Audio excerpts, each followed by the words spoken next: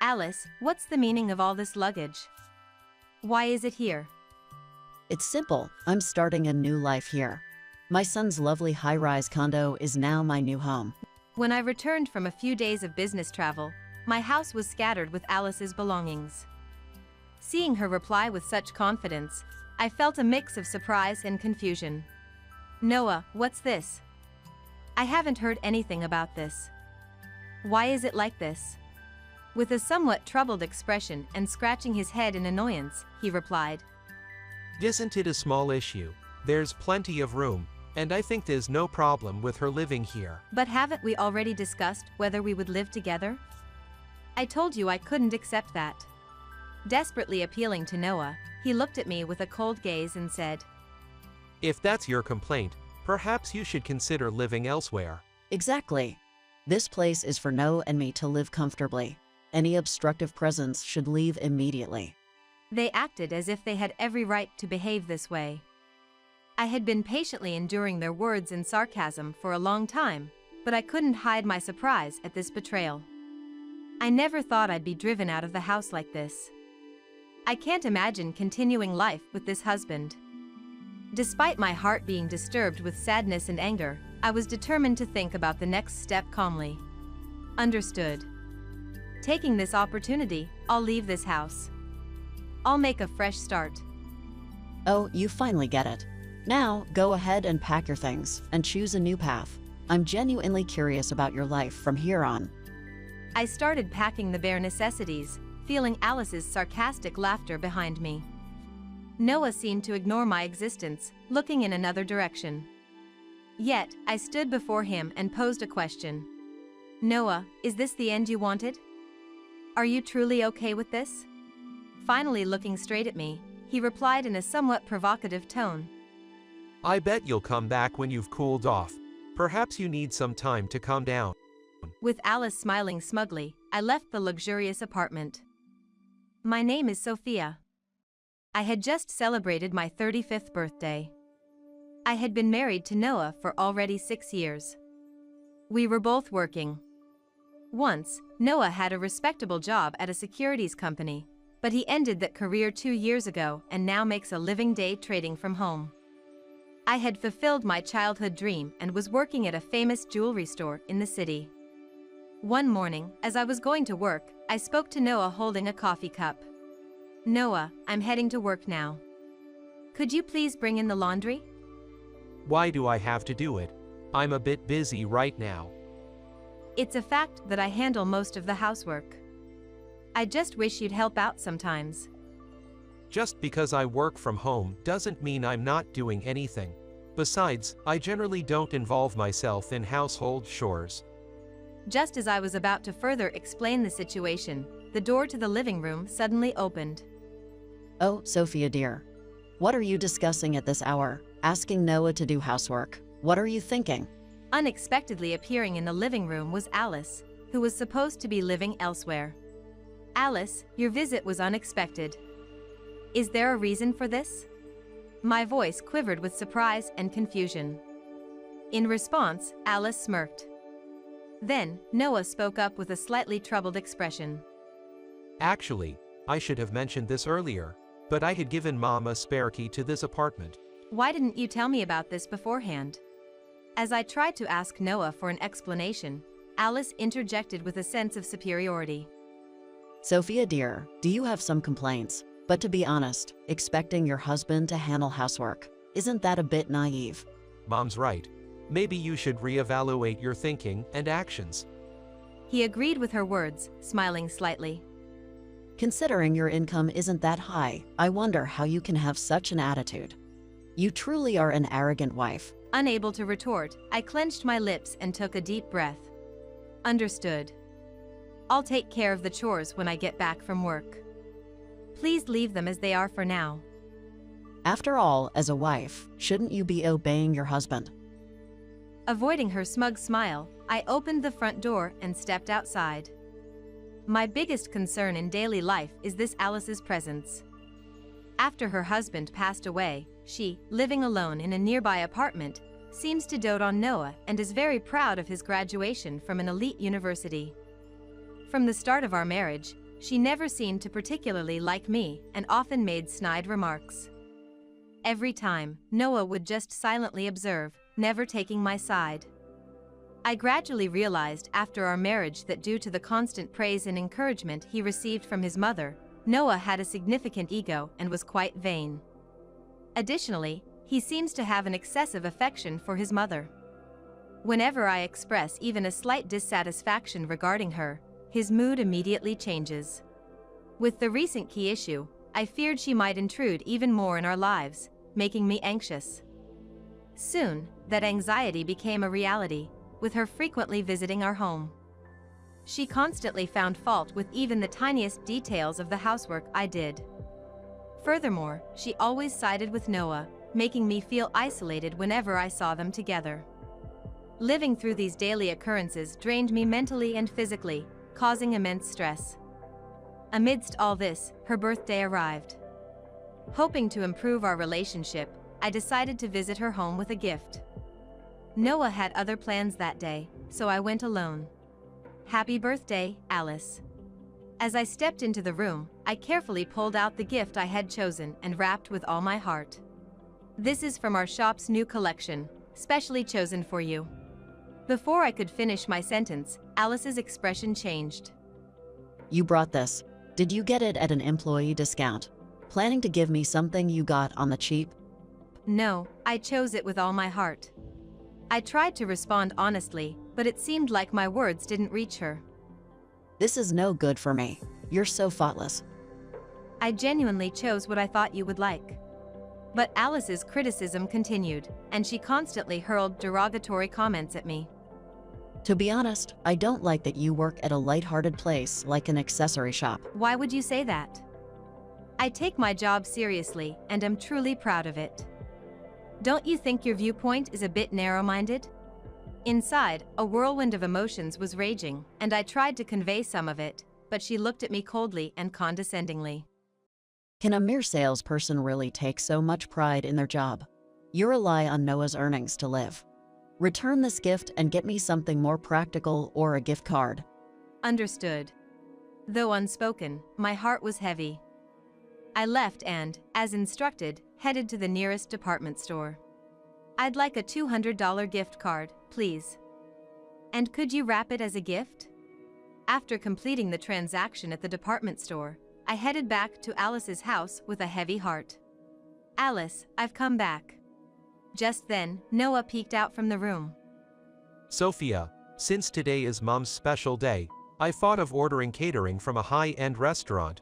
Look at this. Pointing to a table laden with colorful, luxurious dishes. Wait, I bought specific ingredients to cook dinner. I exclaimed in surprise. Well, that's fine. This catering looks fancy and delicious. Noah, good job on ordering it. She said contentedly.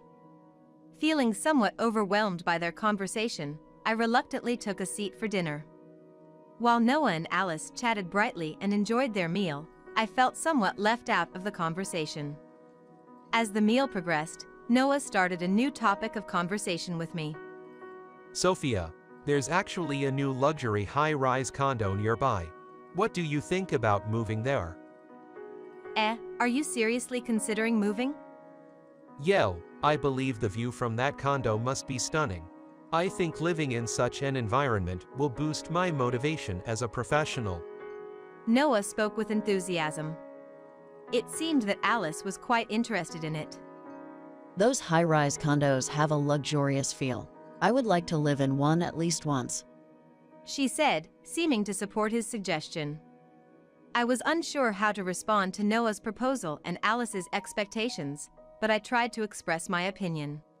But our current place is quiet and comfortable, and we have everything we need. As I said that, Noah looked at me somewhat displeased. Our finances are stable. We should be able to afford a little luxury, right? She stared at me intently and said in a pressing tone. You're not thinking of opposing Noah's suggestion, are you? You should naturally support his ideas. Feeling overwhelmed by the atmosphere, I said, understood, I'll consider moving. Although I felt disheartened, I had no other response. Indeed, if a new home improves Noah's work efficiency and mood, it might not be a bad choice. Furthermore, I thought that if I didn't give Alice the key to the new place, my life might be more peaceful than now. Noah, I have one request. When we move to the new place, please don't give Alice the key. I want to protect our privacy. Why would you say that? I think it's fine. Actually, I'm really tired of Alice's excessive interference. If you can't promise that, I might reconsider the move. After hearing this, Noah thought deeply and after a while, gently placed his hand on my shoulder. If that's your wish, I'll respect it. I promise I won't give my mom the key. Thank you, truly. Hearing that, my heart feels a bit lighter. The excited anticipation was evident on Noah's face as he looked forward to our new home. Trusting his words not to give Alice the key, I felt reassured to prepare for the move. A few months passed, and we moved to the dream luxury high-rise condo.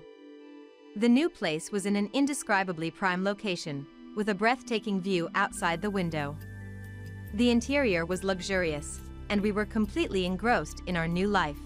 A few weeks later, I had to leave the house for a short period for work. On the departure day, I was deeply moved by the genuine smile with which Noah saw me off. As I traveled to my destination by bullet train, I took a brief moment to relax and enjoy the scenery. After finishing my work, I bought some local souvenirs before returning home. When I arrived and opened the door, something felt off. I recognized a wooden bear statue at the entrance, similar to one at Alice's house. Filled with unease, I walked into the living room to find numerous cardboard boxes stacked up. What on earth is going on? From behind the boxes, Alice suddenly appeared with a mischievous smile. Welcome back, Sophia. I heard you told Noah not to give me the keys. But you're mistaken if you think you can shut me out so easily. Sophia, with her heart racing, directly confronted Alice. Alice, what's with all these boxes? Why are you at our house? These are my moving boxes. I plan to live in this lovely apartment with my son from now on. But what about the house you were living in before? That was a rental. Once a new tenant was found, I had to leave immediately. And that time is now. I was dumbfounded by Alice's smug attitude when suddenly, Noah emerged from the back of the living room. Oh, Sophia, you're back. Noah, what's going on? I wasn't informed about any of this. Noah, with a troubled expression, scratched his head and tried to reply. Well, it'll be fine, right? We have unused space in our apartment. You never mentioned any of this. I'm tired of her overbearing attitude. Even though Sophia continued to express her feelings, Noah seemed unsure of how to respond. If you're unhappy, maybe you should leave if you're so attached to this place. To be precise, this place is for Noah and me. I think someone like you, who's in the way, should leave without any hesitation. Both of them spoke as if there was no doubt in their words. I had tolerated their harsh words and attitudes many times before. I never thought I would experience such a betrayal. And I felt I had reached my limit with him. Although deeply hurt, I decided to respond to them calmly, holding back my tears. I understand. I will leave this house. Good. Pack your things and leave quickly. I'm quite curious about your life from now on. I felt the sarcasm in Alice's words as I slowly began to pack my belongings. Noah kept avoiding my gaze, but I earnestly questioned him. Noah, do you truly believe this is the right thing? After a few moments of silence, Noah replied sarcastically. You might regret and return soon, but maybe you should cool off for a while. Despite my despair, I left the apartment with Alice's smug smile in the background. A month passed. As I was peacefully spending time in my new apartment, the doorbell suddenly rang. Excuse me, may I know your name? Open this door immediately. The video intercom showed a furious Alice, and behind her, Noah looked rather awkward. For a moment, I thought of ignoring them but didn't want to disturb my neighbors, so I decided to open the door. What's the matter? Is there a problem? As I asked with a concerned expression, Alice's anger intensified. Why did you sell such a wonderful apartment? Actually, I bought that apartment in my name, so I sold it. At this, Alice's eyes widened even further. But wasn't it supposed to be Noah's? Why you?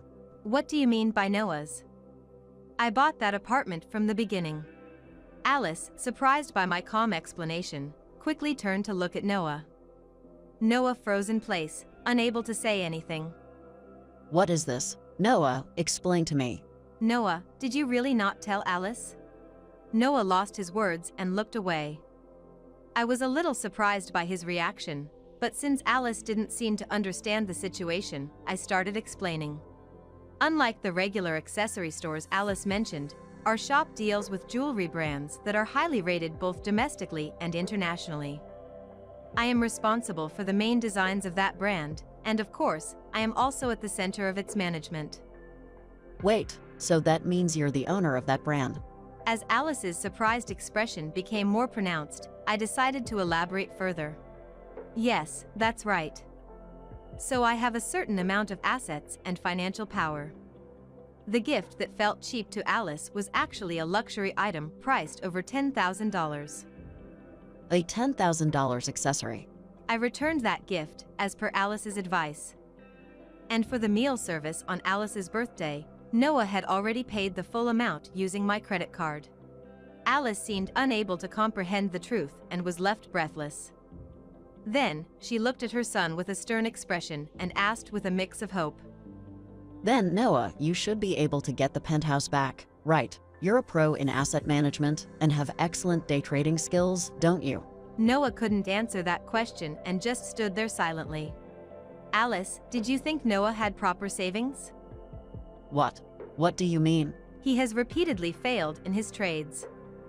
The savings he had from when he was working must have reduced significantly now. Isn't that right, Noah? Is that true? Noah, answer properly. As Alice grabbed her son's arm tightly, he lowered his head, looking devastated.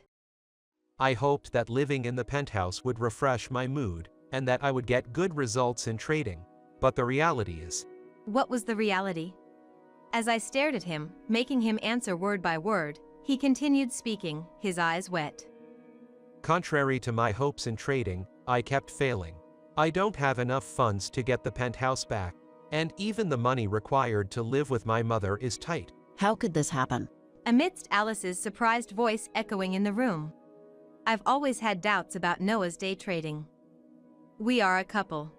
So, I thought we should support each other, and didn't say anything. Hearing this, Noah knelt down in an apologetic manner.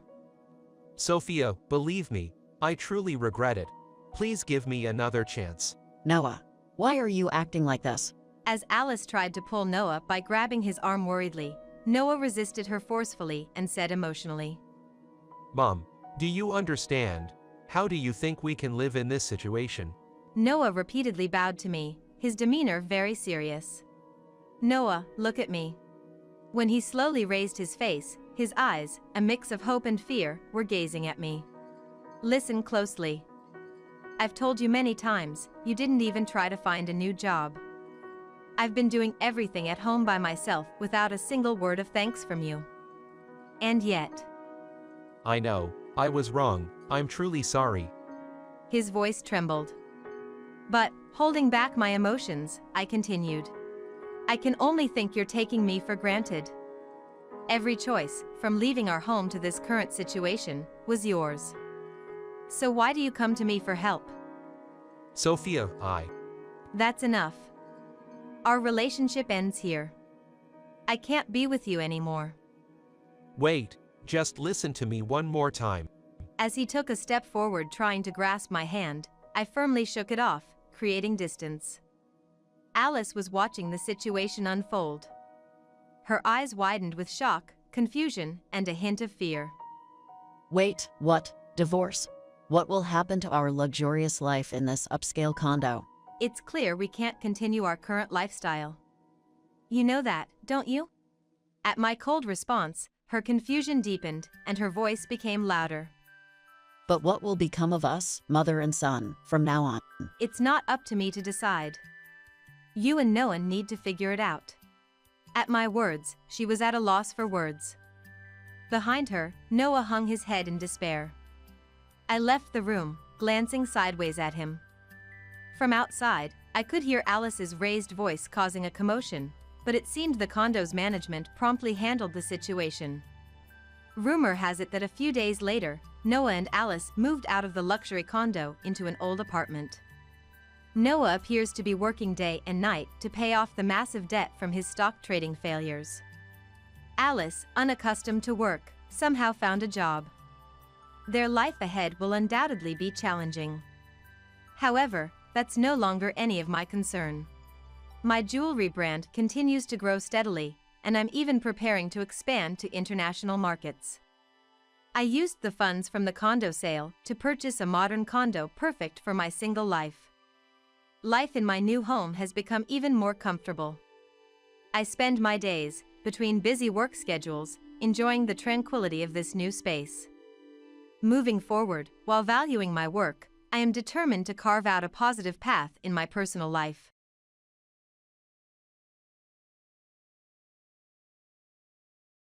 Hey, isn't Rick a poor guy? The presence of someone as impoverished as you diminishes the class of this location. Now leave this place. We went to a fancy sushi restaurant as a family after my wife told me about some unexpected money, but I ran across a former classmate who began making fun of me for being impoverished. The lovely outing my wife planned for our family at this upscale sushi restaurant is being severely ruined by this guy, who has been bothering me since we were in school. I can't tolerate him disparaging my family and me, especially when he is unaware of the struggles we have faced. I made an effort to restrain myself because I didn't want to make a scene in front of my family and the restaurant. I decided that we should just finish our sushi and head out right away. However, I had no idea that my wife's comment would set off the events that followed. I'm Rick, and I'm 26 years old right now. I am employed at a food manufacturing facility. 3 years ago, my wife, Mia, and I were married. Soon after, we were blessed with a daughter, who is now 3 years old. Our university's badminton club is where Mia and I first connected. Since it was a club activity, even though it was badminton, it wasn't a rigorous training session, but rather a laid-back get-together with the goal of working up a little sweat and then enjoying some beer. I had a strong interest in tennis in middle and high school, so I assumed the badminton club would be comparable. I was therefore surprised to learn that it was more about interacting with others. Hey, Rick, what made you decide to try badminton? I was sitting quietly in a corner at one of the club's events when Mia approached me and requested. In middle and high school, I played tennis. Believed that badminton may also be enjoyable. No wonder you're so good at it. Not at all. However, how about you? I love plants, and I thought badminton was about going to the garden. Confused, I asked her to a beer. What do you mean? I thought, because it's badminton, maybe badminant is on the ground. My beer spilled as I couldn't contain my laughter. For a while, I couldn't stop giggling. Was it really that amusing? I take it you're kidding. No, really, I'm serious. Whether that story was true or just a joke to break the ice, I never found out. But that conversation was the start of Mia and I getting along and eventually dating. I was drawn to Mia's outgoing and sociable nature. Later, Mia told me she liked me because I seemed quiet but kind. We were quite different, but perhaps that's what drew us to each other. We got married right after graduating from university. This is really hard for me to say. One day, Mia started a conversation with me very formally. What's up? You're being very formal. I don't want to work. I couldn't believe my ears. What? You want to be a homemaker? Oh no. It's not like that. Mia cleared her throat and apologized. It's just that there's something I really want to focus on, so I won't be able to work or do household chores. I'm sorry. Is that what it is? Please don't abandon me. I won't abandon you. I smiled. If Mia was this serious, it must be something important. I don't fully understand what you mean, but you should pursue it without any regrets. Rick, thank you. Mia's face was a mess, streaked with tears and a runny nose. Since then, I've been working at the factory while also managing the household chores and childcare. Honestly, it was very tough. While I could manage the household chores, it was often necessary to leave the factory for my child's medical checkups and vaccinations, which happened quite frequently. I had explained the situation to our factory manager, Mr. Johnson, in advance and got his approval. But as a result, my salary was reduced and our household finances became tighter. One day, I went shopping with my daughter. She had grown a bit and was at the age where various desires were emerging. "Daddy, let's go to the amusement park," my daughter suggested. She had been asking for a while, but honestly, I was too caught up in household chores, and we didn't have the time or the money. "It's a bit difficult for us to go there today. Why don't we go another time?" I replied.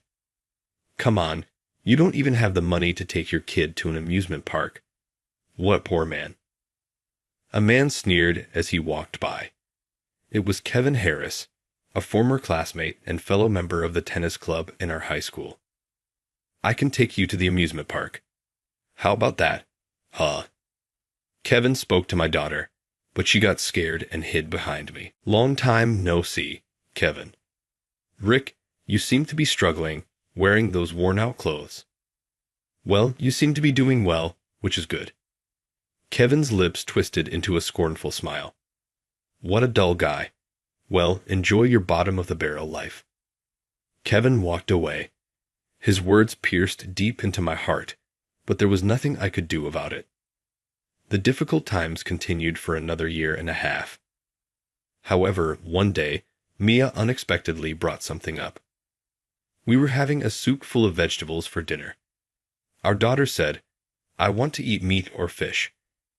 "All right then, tomorrow Daddy will make you some delicious meatballs." Occasionally, I could afford to buy ground meat. I could manage that much at least. "Wait a minute. I have something to discuss with both of you about tomorrow." Mia put down her spoon and spoke formally, so we all followed suit. "Rick, please take the day off from work tomorrow." "Yes. No. Wait. What do you mean?" "Tomorrow, we're going to the amusement park." Our daughter cheered loudly, asking Mia, "Can we get on the rotating ones? The merry-go-round? The Ferris wheel? We'll ride both." Our daughter shrieked with joy. "But that's not all. There's more to that," Mia smirked. "Tomorrow night, we're going out for sushi." Our daughter got even more excited. "The rotating kind?" she asked. "Unfortunately, it won't be rotating." Our daughter seemed disappointed. "Oh, it's not rotating." "Oh no. If it's not rotating, that means we will be served expensive and delicious sushi." I explained to our daughter, though honestly, I was confused by the sudden turn of events. "What's going on all of a sudden?" "I hate to break it to you, but we can't afford that." "Actually, we've had some unexpected income." "Did you win the lottery or something?" Mia just smirked. "I'll announce the details tomorrow while we're having sushi." While Mia and our daughter seemed thrilled, I, who managed our household budget, couldn't help but feel anxious. As promised, I took the next day off work. I felt a bit guilty for lying to my workplace about having a cold due to the sudden leave, but seeing my daughter's excitement for the amusement park, I decided it was okay. True to her word, we rode the merry-go-round and the Ferris wheel, and my daughter was delighted. That night, we really went to the upscale sushi restaurant. I'm not very familiar with sushi restaurants, but looking at the menu, I was almost floored by the prices. If Mia's unexpected income turned out to be a fabrication, our only way out would be either to dine and dash or to wash dishes to pay the bill. With these thoughts, I couldn't really appreciate the sushi we were having. When we had eaten a fair bit, 2 customers came in and took seats at the counter. "Chef, we'll have 2 specialty courses for the day, please." Looking closer, one of them was Kevin. Running into him again, I really must be out of luck. In high school, Kevin always teased me. It was frustrating, but since Kevin had better grades and was more active in sports, I couldn't talk back. Fortunately, he didn't seem to notice I was there. I'll try to keep a low profile and avoid being noticed. Just as I thought that, my daughter said, "Daddy, this is delicious." That made Kevin turn around and notice us. Oh, isn't that poor Rick? What a coincidence. Well, someone you know. Kevin handed me his business card and a sample of a beauty serum. "Very pleased to meet you, ma'am. This is what I do." The business card featured the company name and the words Chief Executive Officer. Wow, so you're the CEO. "My company deals in cosmetics and beauty equipment. Please keep us in mind. That outfit. It's a high-end brand, right? You must be quite wealthy," Kevin sneered. "I started my own business in college, so I do have a fair amount of money. Your clothes seem quite worn. It must be tough having a husband with a modest income. Mr. Harris, you might want to stop there. It's getting a bit rude." The man sitting next to Kevin was Tyler, another high school classmate. "Tyler. Long time no see. Hey, how are you?" Tyler is so brilliant that he works as my right-hand man. Poor Rick is just a small cog in the machinery of some factory, right? I'm saying stop it. "Chef, please prepare some sushi of premium tuna for this family. It seems they'd stretched their budget to come here today. Just look at those clothes covered in pilling. It's heartbreaking. As a CEO, it's only right to give back to the common people. Enjoy quickly and then head back, you poor souls." Suddenly, Mia slammed the table and stood up with a smile at Kevin. "Wow. Thank you so much. I've never had premium tuna before, so this is really exciting for a commoner like me. Well, excuse me, I'll just go touch up my makeup." I knew that Mia was truly angry. "Oh, by the way, you might want to search online for M Channel and Beauty Serum." Mia whispered to Kevin in a firm tone, then disappeared into the bathroom. Kevin was taken aback and didn't move, but Tyler searched on his phone and showed it to Kevin. I also did a search and found a YouTube video. Playing the video, Mia appeared. "Hi, Mia Channel here. Today, I'd like to introduce my favorite beauty serum." I recognized the logo of the serum that Mia was promoting. It was the same as the sample Kevin had just given her. "Wait, is your wife a YouTuber?" "Sounds like it. Moreover, the view count is incredibly high." I couldn't grasp what was happening. "Believe it or not, I'm a YouTuber with 1 million subscribers." Mia returned from the bathroom. The serum sample from earlier. I thought it looked familiar. Turns out it was the one I introduced on behalf of your company. "Oh yes, I was informed that we were using YouTubers for promotion." So it turns out that 80% of our company's sales are due to the advertising by influencers from Mia's agency. Mia frowned. "And I made a call to the agency earlier. I told them not to take any more requests from your company because of the bad vibes. The higher-ups agree with me." "Oh my, that's really bad." Kevin was clearly rattled. "Rick, happy birthday." "Huh. Surprise? It's still 2 weeks away, but thanks." Honestly, it was quite thrilling to see Kevin so flustered. "How did a guy like you manage to marry a famous YouTuber?"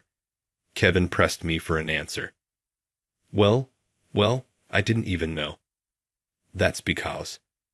Mia explained the whole story. Her journey as a YouTuber started from the day she said she didn't want to work. Apparently, it took over a year before her view count started to grow. "It's all thanks to Rick," Mia said, holding my hand. "Because Rick took care of work, household chores, and childcare, I could focus on being a YouTuber. I'm truly grateful to him." Kevin was speechless. "You know," Tyler addressed Kevin, "do you remember when you made the select team for the last high school tournament?" "Yeah, I was almost dropped because of an injury, but somehow made it into the team." "That was thanks to Rick." "What do you mean?" "Rick was already set for the select team, and he went straight to Coach Miller to speak up on your behalf, saying that you were needed." Kevin looked at me. Is that true? Well, we did need you. You're competitive and hardworking. Without you, we'd have been knocked out in the qualifiers. And Tyler, how do you know about this? Just happened to pass by. Oh, okay. Kevin apologized to me. I was repaying your support with ingratitude without even knowing it. I'm sorry. I hope you can forgive me. As long as you understand, it's fine. Well, my company might go under now, so I guess this is what I get for my past actions. No worries. That's all right. It was a lie. What? The part about calling the agency was a lie. There's no way a single word from me could sway the office to that extent, right?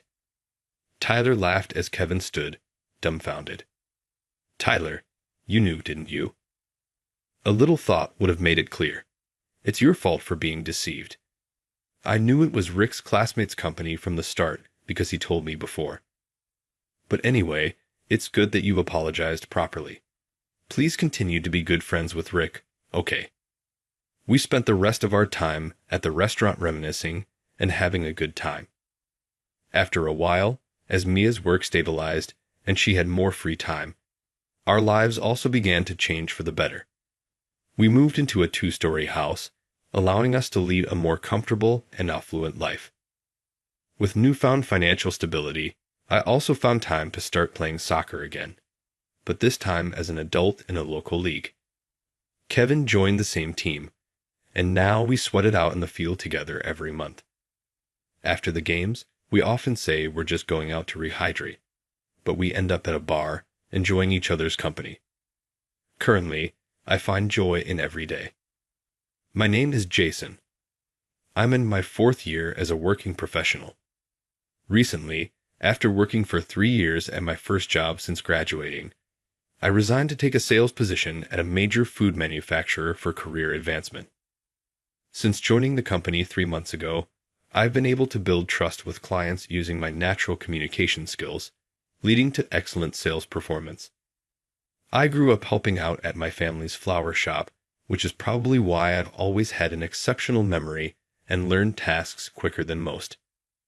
Now, I use this knack for remembering things and the knowledge from our family business by bringing small bouquets to meetings with clients or preparing blue roses for those who are starting their own businesses. The blue rose signifies making dreams come true, so I always include a wish for their new venture's success along with a gift. Clients and business partners appreciate this thoughtful gesture, earning me a lot of respect and high regard. Consequently, I'm held in high esteem by my peers and even by managers from other departments as they begin to see me as a competent and reliable individual. However, there's one person who doesn't seem to appreciate my work and seems to have it out for me, my boss, Michael.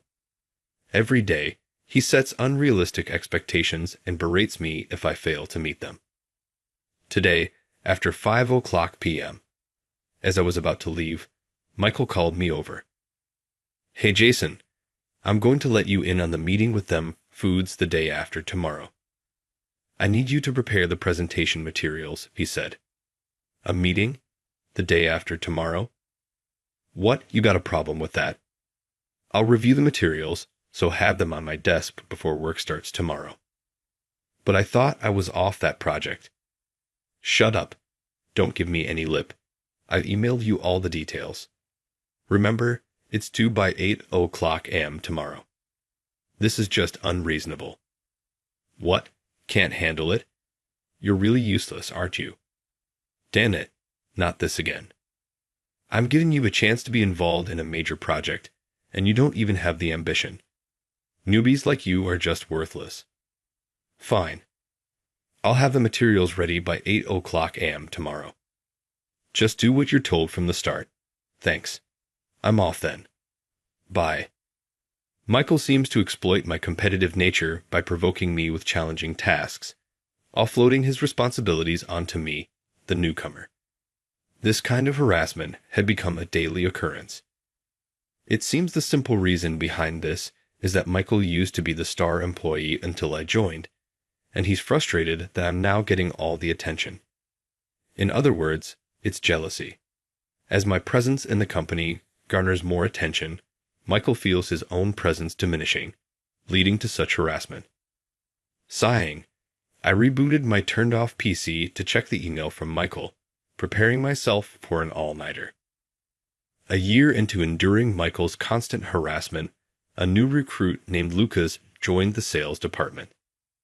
Being the closest in age and having a good sales record, I was appointed as his mentor.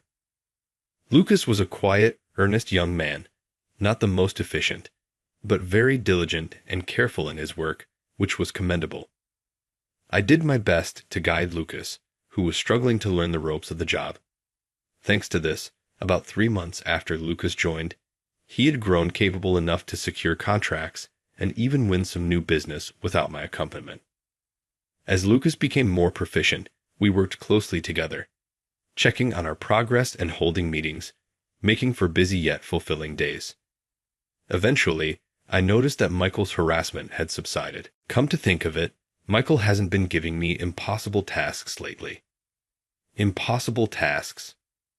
Before you joined, since I was a newcomer from another company, Michael used to harass me by assigning me to endless projects or burdening me with an unreasonable number of accounts. Is that so? It's silly, really. He was probably jealous of my sales performance. Well, it helped me improve my multitasking skills. Jason, you're impressive. I just wanted to make a good start in my first year after switching jobs, so I was really determined. Lucas, are you feeling all right? You look pale. No, it's just that. During our casual chat after a meeting, Lucas's expression darkened when I mentioned Michael. Curious, I pressed for details and discovered that Michael had shifted his target from me to Lucas. I was shocked to learn that Lucas had been facing harassment from Michael in my absence. When you're out visiting clients, Michael clearly assigns me tasks that should be his responsibility. The deadlines are tight, and if I'm even slightly delayed, he calls me slowpoke or useless and berates me. I had no idea. Sorry for not noticing sooner. From now on, if you're given an unreasonable workload that exceeds your capacity, please consult with me immediately. Thank you so much. Michael won't listen even if you refuse. He keeps piling on the work while doing who knows what himself. Let's handle this together, and if it gets too much, we can escalate it to someone higher up. Okay. A few days after this conversation, as I began to subtly support Lucas, Michael didn't take kindly to it, and the harassment escalated. The tasks assigned to Lucas started to include those that should have been handled by Michael, who was at a managerial level. Of course, these were tasks that Lucas, still a newcomer, had yet to learn. Michael, displeased that Lucas sought my advice, started to harass us both, blatantly intending to trouble us. Naturally, this meant I had to take on a significant portion of Michael's work that Lucas couldn't handle. Despite being blameless, Lucas felt inferior and guilty toward me.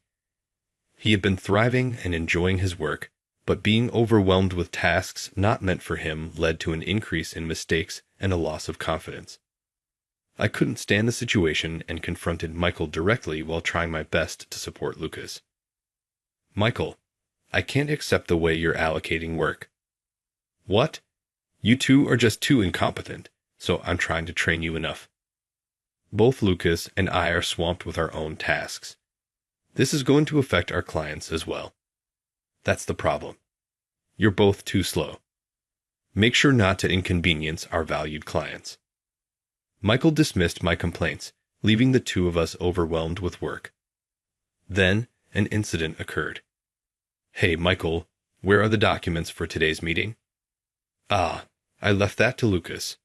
Hey, Lucas, bring the documents. Quick. I'm sorry, the documents aren't ready. What? I was counting on you, wasn't I? Yes, but I was only assigned this task yesterday evening, and there wasn't enough time. Don't give me excuses. Do you realize how important this meeting is? You're such a useless newcomer. What now? Make sure to submit it to Charles by 11:00 a.m., Michael ordered. Yes, I will. I'm sorry. Charles, my subordinate is slow, causing you trouble. I'll make sure it's done by 11 o'clock a.m. All right, I'm counting on you. Of course. It turned out that the documents for a crucial meeting scheduled at 2 o'clock p.m. hadn't been prepared. This was a task originally meant for Michael, which he had dumped on Lucas the previous evening. Smirking, Michael shifted the blame and made excuses to Charles before returning to his desk. Seeing Lucas looking distraught and close to tears, I offered my support. It's okay. We have 2 hours until 11 o'clock a.m. We can make it work. Could you handle checking my emails and dealing with urgent estimates while I work on this? Yes, I will. I then worked frantically on the documents. Next to me, Lucas was handling the tasks I had asked him to do while progressing with his own work, a look of desperation on his face. Even then, Michael passed by Lucas's desk, sneering. Newcomers are really useless, aren't they? Lucas ignored him, but I could tell it was affecting him. Don't mind what Michael says. Let's make sure we succeed. It's going to be okay. Thank you so much, Jason. Focus now, we don't have much time. Yes. Somehow, we managed to complete the documents by 11 o'clock a.m. Charles was impressed with the quality of our work, and the afternoon meeting was a success. After the meeting, Charles praised the documents and presentation. By the time we returned to our department, Lucas looked much better, which relieved me. Phew, that was close. Things always seem to work out. Thank you so much for your help. It's my duty as your mentor. But as for Michael, that's enough. I won't let it slide any longer. I'll definitely bring this up during the next performance review. I agree. I won't forgive him either. Huh.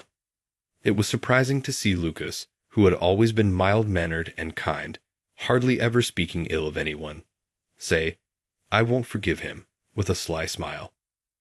As we returned to the sales department, Michael approached us with a smirk. What is it this time, Michael? I heard the deal somehow went through. Yes, we've secured the contract, so there's no need for concern. Hey, Lucas got bailed out by Jason again. Lucky you. But you're still slow, and as a newbie, you're just not cutting it. I've already submitted the lowest possible performance review for you. Wait a minute, Michael. Your behavior lately is unacceptable. Jason, getting a little cocky just because you can do some work? Well, what about you, Lucas?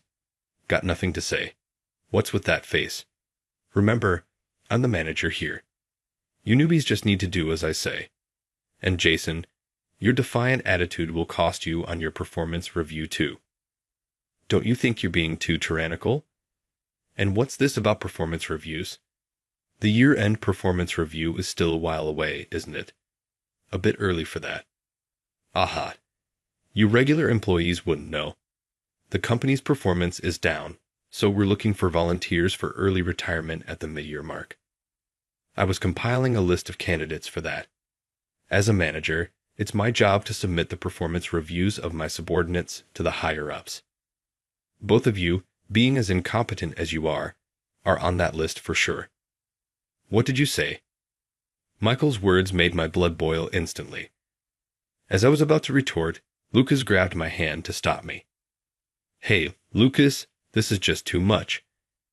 Calm down, Jason. Michael, I understand your point clearly now. Oh, finally got it through your thick skull, did you? Well, enjoy working hard until you get the retirement notice. Smirking, Michael threw out his parting shot and left. A few days after Michael claimed to have submitted the lowest performance reviews for us, President Sullivan decided to visit each department to observe the employees' work. When it was the sales department's turn, President Sullivan arrived holding the documents Michael had prepared. Mr. Sullivan, we've been expecting you. Thank you, everyone in the sales department. You're the backbone of our company's earnings, and I appreciate your hard work. Today, I'll be observing how you all work. Did you have a chance to look at my performance review documents? I'll introduce you to the employees of the sales department and their evaluations. With that, Michael, looking triumphant, cozied up to President Sullivan to show him around. He followed Michael's lead, conversing with employees and observing their work. I watched nervously as they moved around the department. Glancing at Lucas, I expected him to be disheartened, but to my surprise, he was calm and focused on his work, unaffected by President Sullivan's visit. Eventually, he approached Lucas and me. "Sorry to interrupt your work. You're Jason, right? I've heard good things about you." "Thank you. It's an honor. I heard you played a crucial role in closing a significant deal recently. The sales manager was praising you."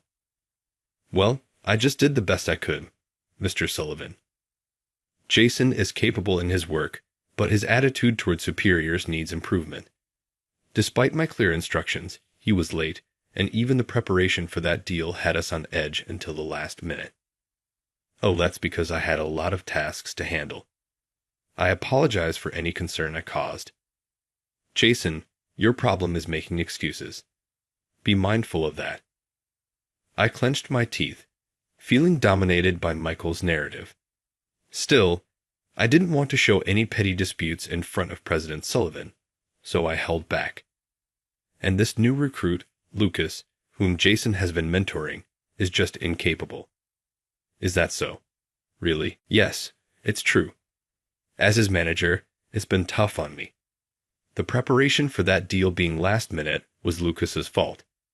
Despite my instructions, he hadn't completed the documents even on the morning of the meeting. And then he made excuses about not having enough time and ran to Jason for help. He's slow and just a hassle to deal with. He's a prime candidate for voluntary resignation." Michael gloated as he disparaged Lucas and me to President Sullivan. I clenched my fists in frustration. "Michael, was it? You say some interesting things. What's this about a candidate for voluntary resignation? And is my son really that useless?" "Huh. Son?" "Yes, that's right. Even without parental bias, Lucas seems to be handling quite a significant workload for someone only half a year into his job. And he's delivering results. What exactly are these performance reviews based on? Care to explain in detail, Michael?" Michael's face went pale at his words.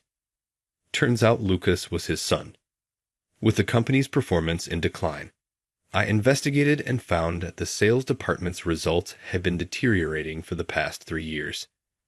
I've been hearing unsettling things from within the department, and since sales are the pillar of our company, I decided to employ my son here to get a true sense of the situation.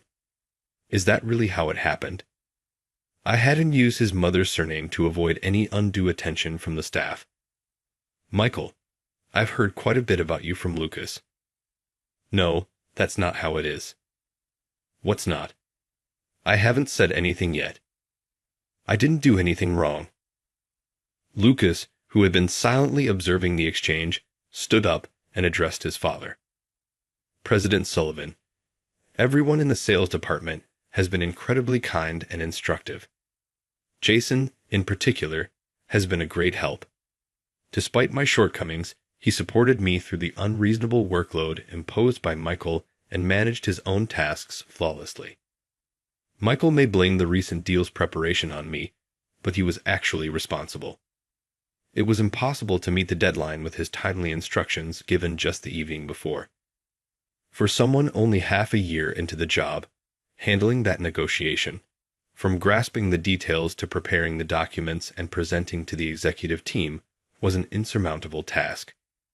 Yet Jason accomplished it with remarkable skill. He's truly exceptional." "I see, Jason. I'm truly grateful you've been there for Lucas.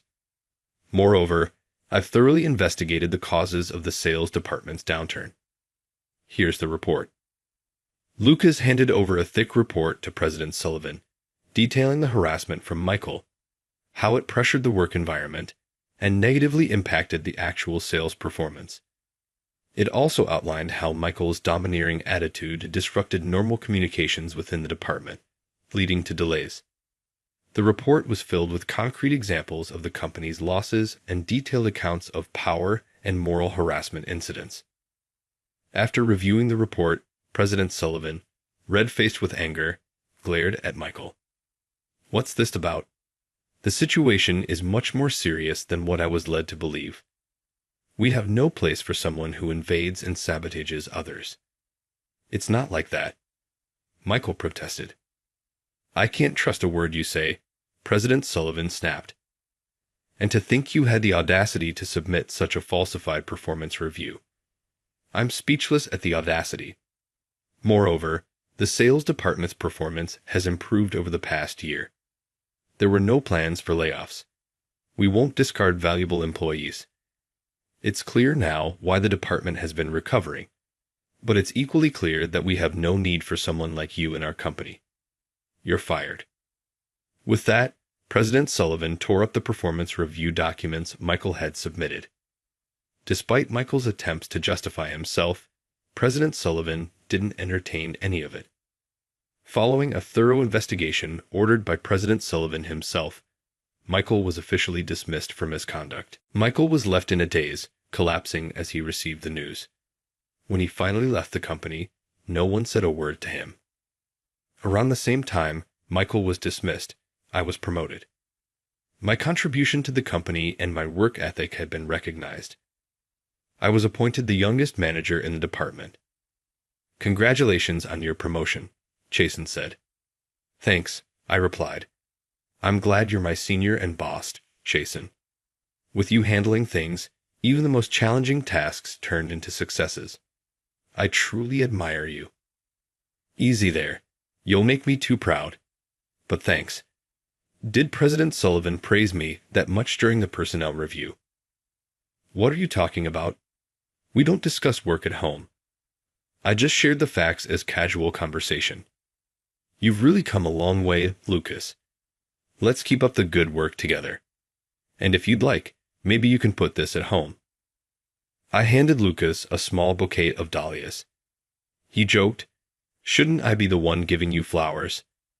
But those flowers represented my gratitude. The dahlia's meaning is gratitude. I resolved to fully leverage the opportunity Lucas had given me and to strive harder in my work.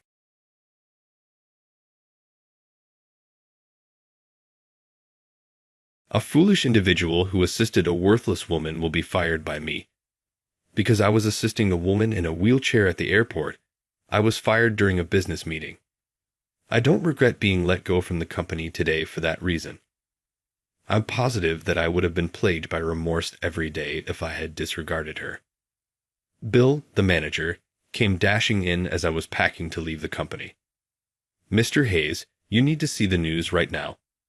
The color faded from President Hayes's face. Unaware of what was going on, I glanced at the TV and saw the woman I had assisted in her wheelchair. I grasped everything in the next instant. Indeed, in fact, she was. Tyler is my name. I'm 28.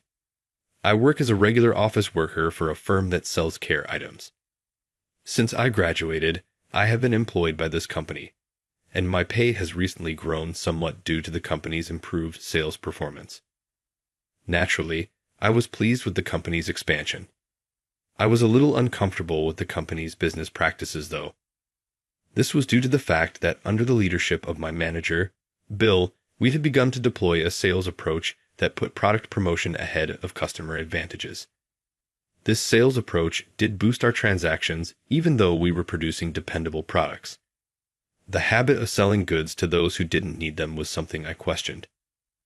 Bill refused to even listen when I once confronted him about our existing sales strategy.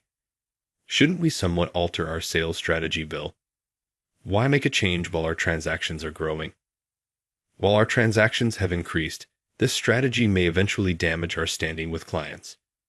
We shouldn't be concerned about our image. But I think there's no need to push unnecessary products if customers are paying. What would you recommend if you're that worried? Perhaps something that meets the needs of the client. That seems like an excuse from someone who is unable of performing their job effectively. Have you not been doing well lately? You've always given awful performances. I was consistently one of the company's top performers prior to the change in the sales policy, but I was unable to adjust and my ability to complete business suffered as a result.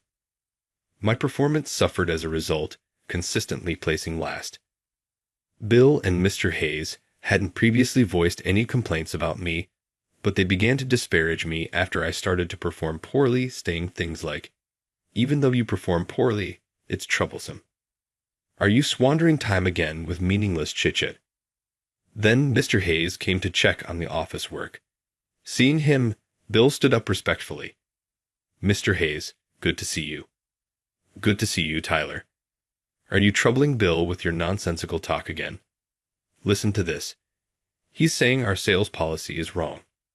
"Wrong.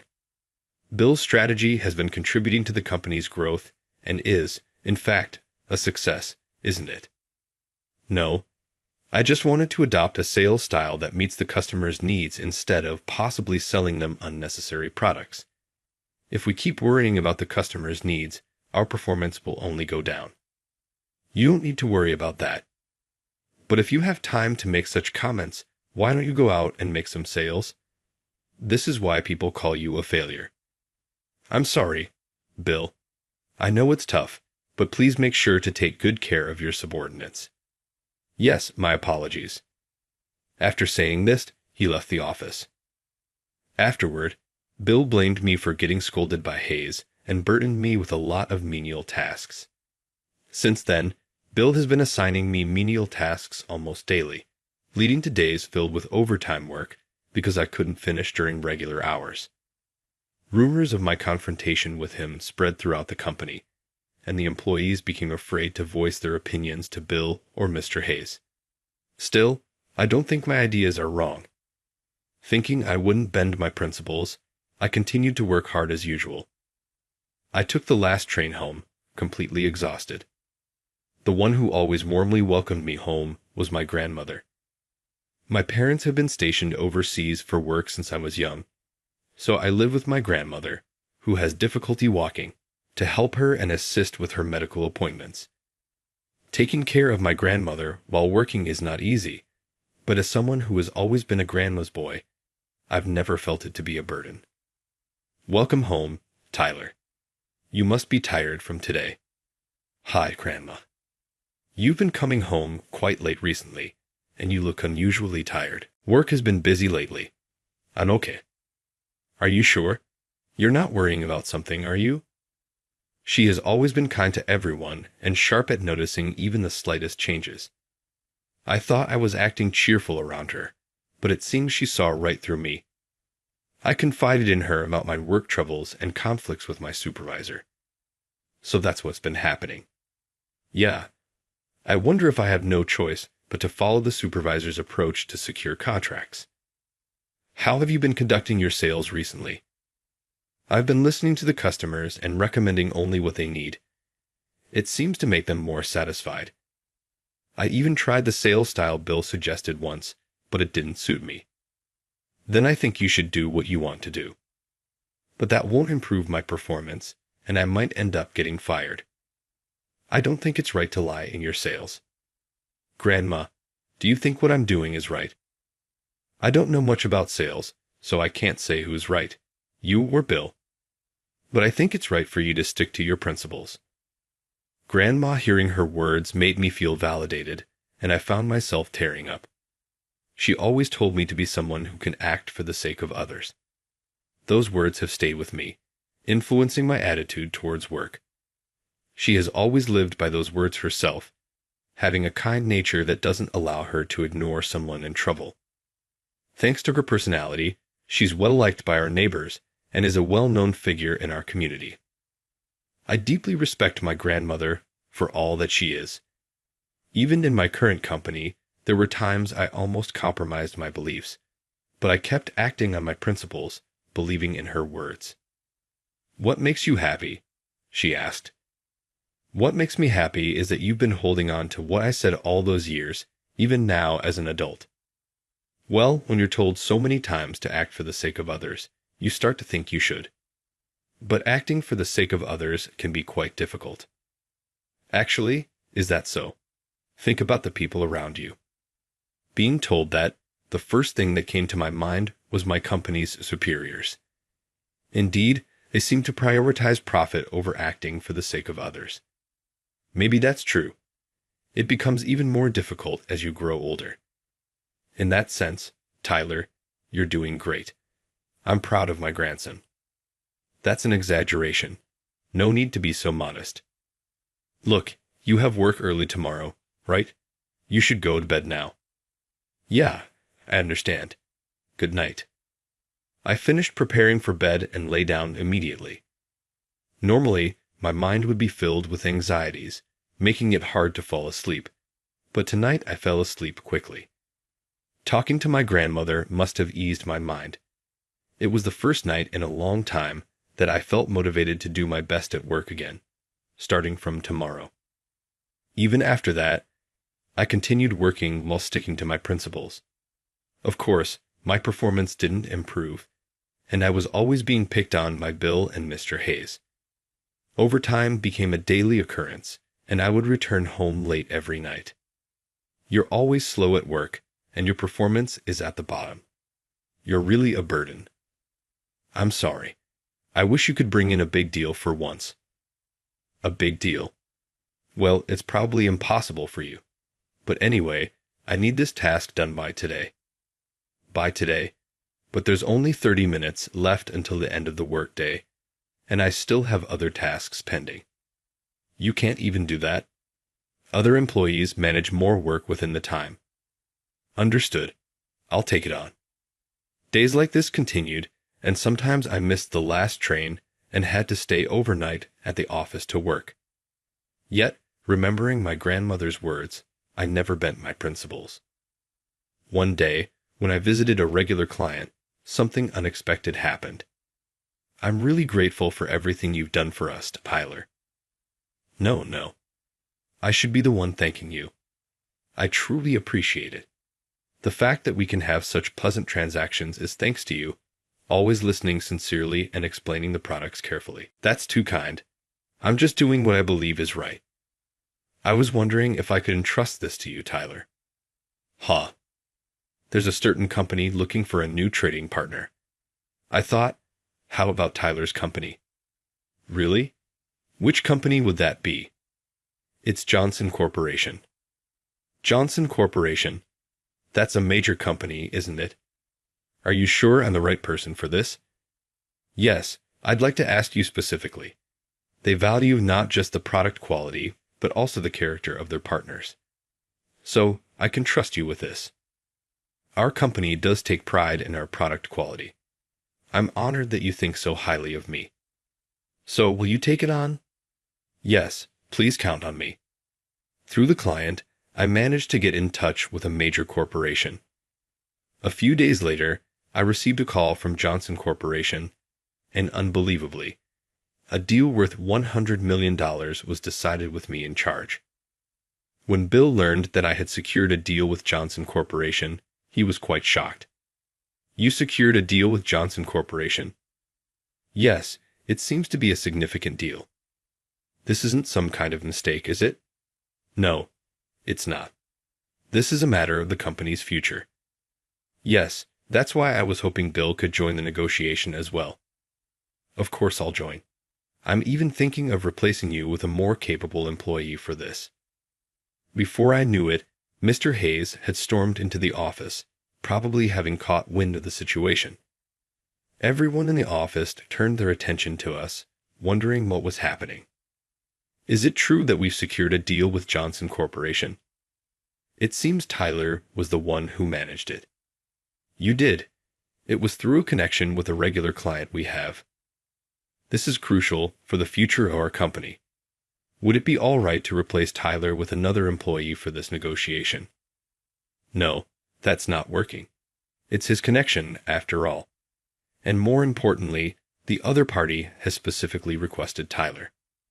They requested me? Yes, so make sure you don't embarrass us.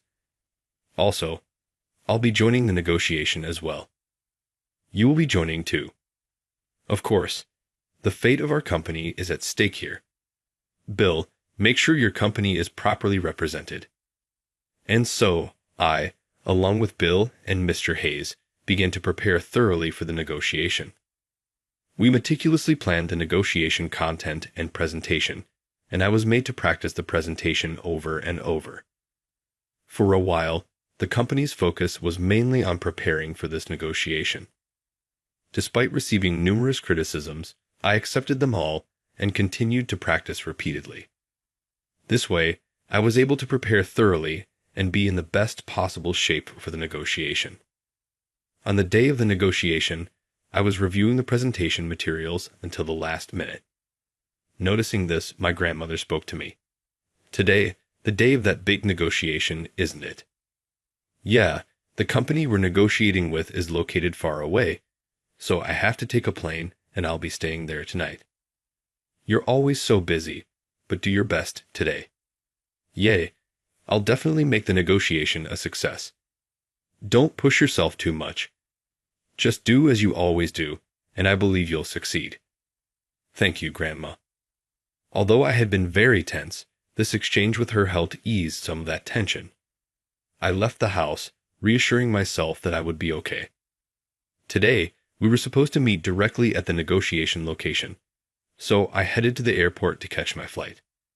Since I had arrived at the airport a bit early to allow for some extra time, I decided to walk around to clear my head.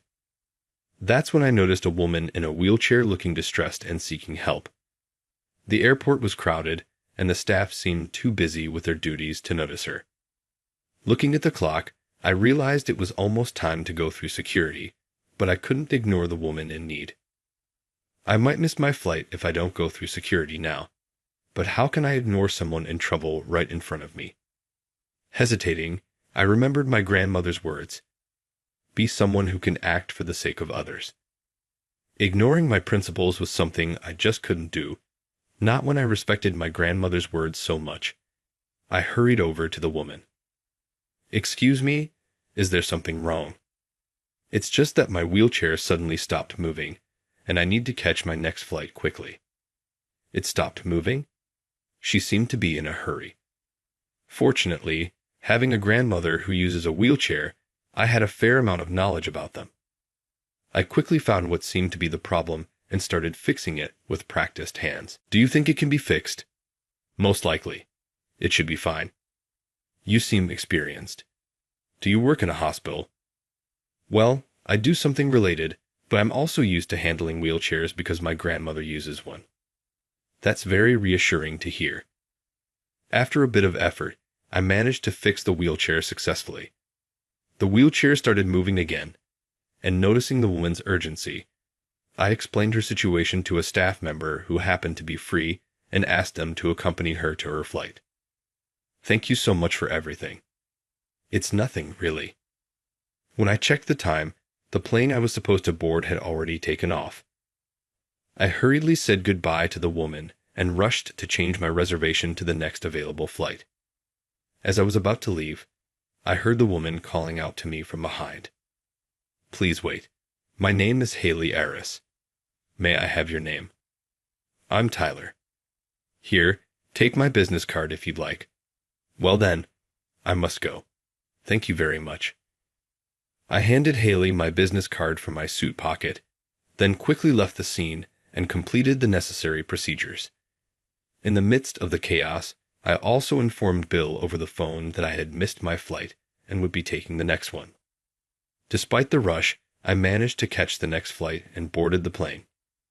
After landing, I headed to the company using the shortest route, but ended up being 5 minutes late.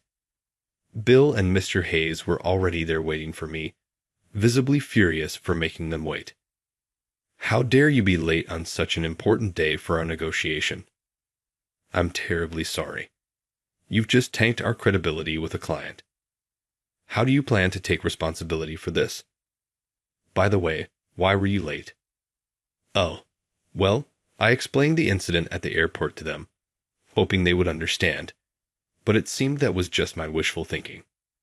As soon as I finished explaining, Bill started berating me loudly. "A woman in a wheelchair is worthless compared to a deal with Johnson Corporation. Can't you see that?" But I couldn't just ignore her. "You should have. Ignoring someone is something even a kindergartner can do. Why couldn't you?" "Enough, Bill. There's no point in talking to such a useless person. You've caused such a mess. I'd love to fire you right this instant, But since the client specifically requested you, you'll have to pack your things after the negotiation. Does that mean? Yes, you're fired, but you'll still attend the negotiation. After that, you're of no use to us. Bill and I will lead the discussion, so don't bother doing anything. But I've practiced so much. Please let me try. Don't you get it? Someone who prioritizes worthless trash over their job doesn't need to do anything. You are just in the way. At a loss for words, I couldn't respond to their harsh criticism. While we were arguing, a staff member from Johnson Corporation appeared and led us to the president's office. We were told to wait a bit for President Johnson to arrive, so we sat on the sofa in the office, enveloped in an awkward silence. Bill and Mr. Hayes continued to grumble about me in hushed tones. Reaching my limit, I stood up to leave. Then, a familiar figure appeared on the TV in the president's office. It was Haley, the woman I had helped at the airport. Haley seemed to be giving an interview on the news. Look, Bill, the woman in the wheelchair is on the TV. Oh, she's pretty. It's a pity she has a disability. Even as their conversation reached my ears, I was shocked to see Haley on TV, realizing she was someone significant. Haley is on TV. Why? To my astonishment, Haley started talking about the incident at the airport with a smile on her face. Actually, on my way to the studio, my wheelchair broke down at the airport, and I almost missed my flight. But then, a salesperson from Hayes' company fixed my wheelchair and escorted me to the gate. We also value personality in our employees, and I hope they can be inspired by him. Of course, we're proud of our excellent staff.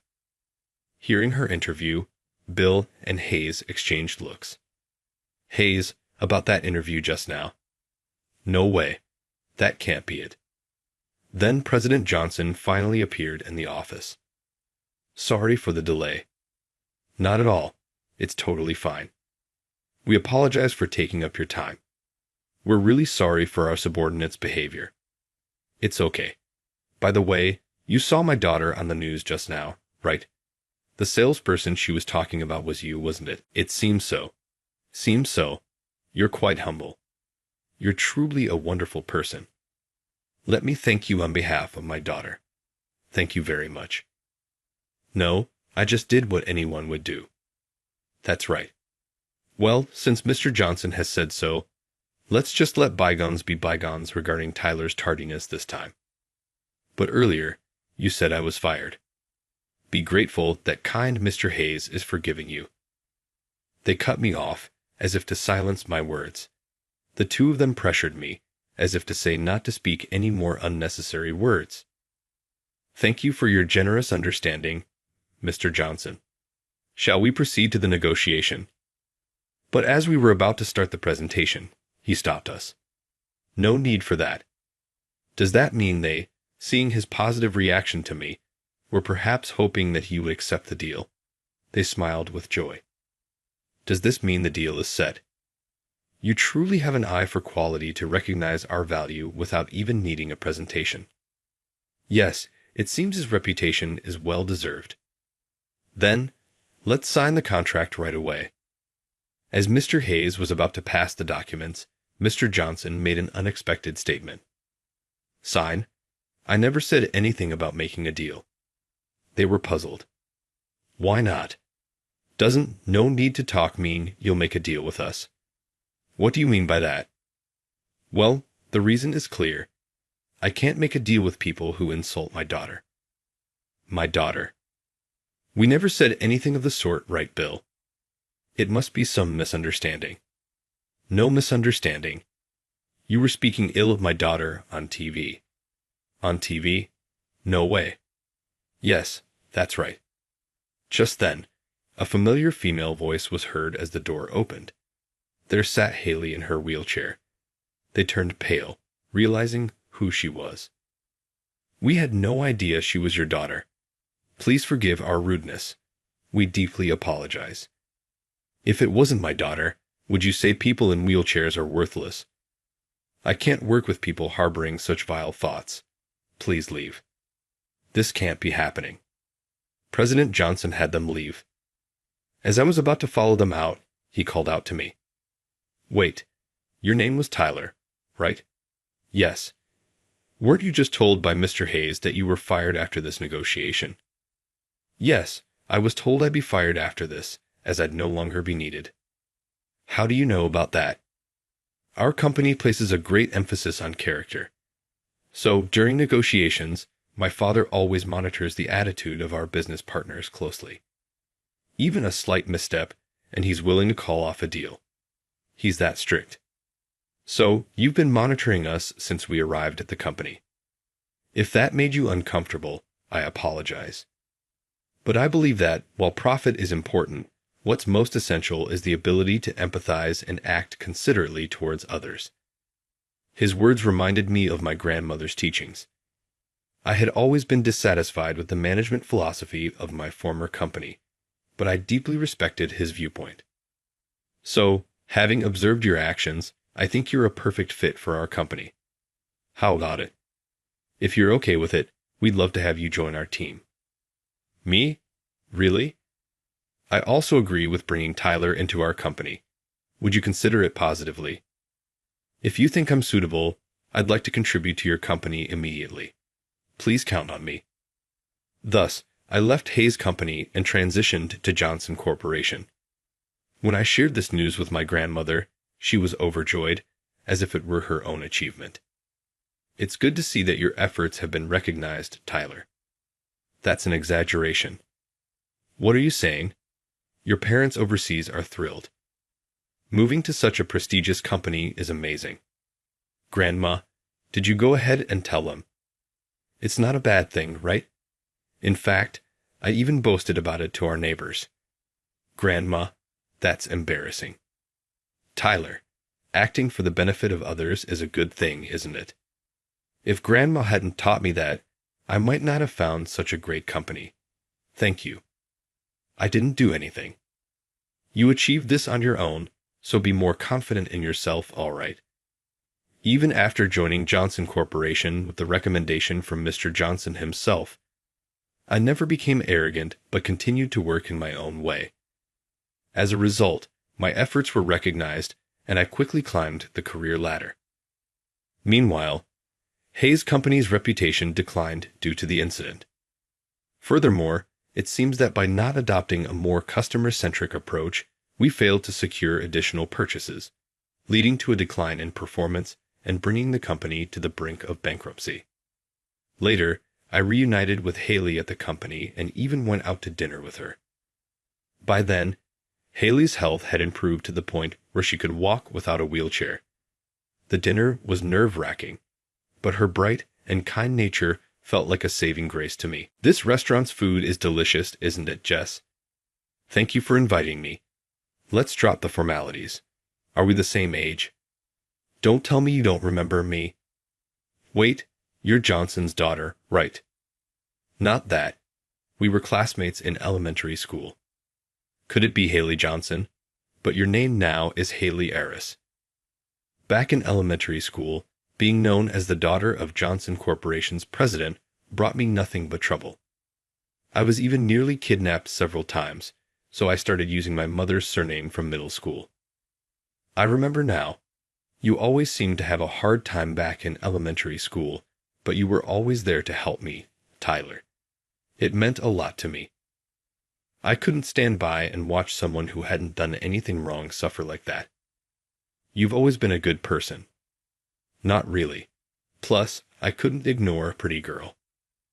Are you saying I'm cute? Well, yeah, actually. I've been interested in you since elementary school. Tyler, really, I had no idea. Of course. After being saved by you so many times, I always wanted to repay you. Now that we've reunited, I'm truly happy. I'm glad we met again, too. I've been thinking about you. Really? Yeah, so if it's all right with you, would you be my girlfriend? Of course, I'd be delighted. And that's how we started dating. Our relationship progressed smoothly, and when we went to greet Mr. Johnson again to discuss marriage, he was overjoyed and accepted us warmly. Later on, Haley and I got married, and we're blessed with 2 healthy children. As a prospective future president, I work hard every day. And now, blessed with a family, I lead a happy life. Show me where that incompetent loser works. The one who soured my excitement for the long-awaited reunion was Mary. She's always been mean to me, trying to get the upper hand like this. The reason is that I wasn't very good at studying during our school days. I was irritated by her holding onto that even at 40, but at the same time, I was impressed she could remember such things. It seems Mary, who thinks I'm incompetent because I wasn't good at studying, wants to see where I work.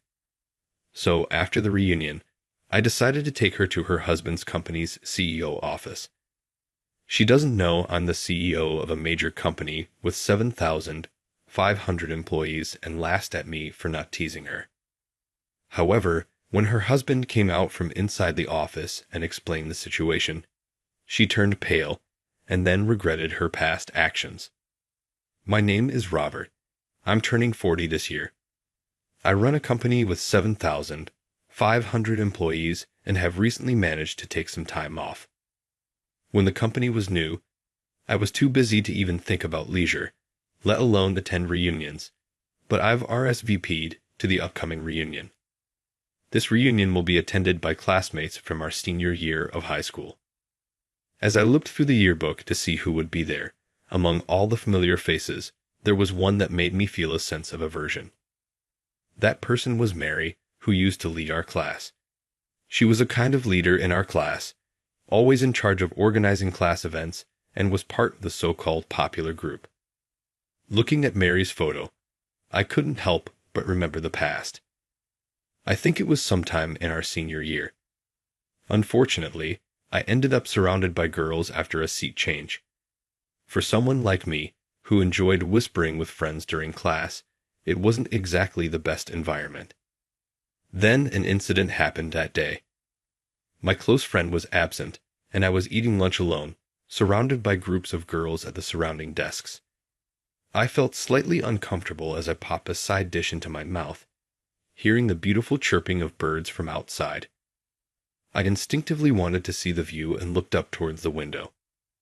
At that moment, I made eye contact with a girl nearby. That girl was Mary. "Hey, what are you looking at? You were just staring at my chest, weren't you?" "I was just trying to look outside." "What are you saying?" I misunderstood. "No, it's not like that." But for some reason, she was convinced I was looking at her chest and kept accusing me throughout lunch break. Moreover, her voice carried across the classroom, turning the suspicion into a source of cold stares from classmates. No matter how much I tried to explain, Mary seemed determined to paint me as a bad guy. Eventually, the classmates' misunderstanding was cleared, but that was the start of the harassment from Mary and her friends. There you go, looking my way again. It's creepy, so stop it. I told you, I'm not looking at you. Accusations like these were frequent, and sometimes they'd even hide my textbook. My classmates and friends always came to my rescue, but Mary never stopped her harassment. In fact, her anger only grew when she saw I had support, escalating her behavior. For example, she'd write fake love letters to call me out, only to ridicule my earnest waiting. Or she'd give me a different meetup location for a class party. Luckily, I was supposed to go to the party with a friend, so I managed to get to the right location. Mary didn't stop her harassment until we graduated. I had completely forgotten about her after graduation, but it seems she'll also be attending this reunion. Despite a slight sense of dread, I was looking forward to seeing my old classmates after such a long time. 1 month after receiving the invitation, the day of the reunion finally arrived. Having finished important work the day before, I was ready to fully enjoy the reunion today. With a mix of nervousness and excitement, I headed to the venue for the reunion. This time, it seemed there were many attendees, so a slightly more upscale venue was chosen. The plan was to use a luxury hotel as the venue, with a participation fee of $100 per person. It's a bit on the higher side, but at 40, most people can afford that amount without much trouble. I took the elevator to the designated floor and checked the guide board. Upon arriving, I handed an envelope containing the participation fee to a classmate at the reception and entered the venue, where several people had already arrived.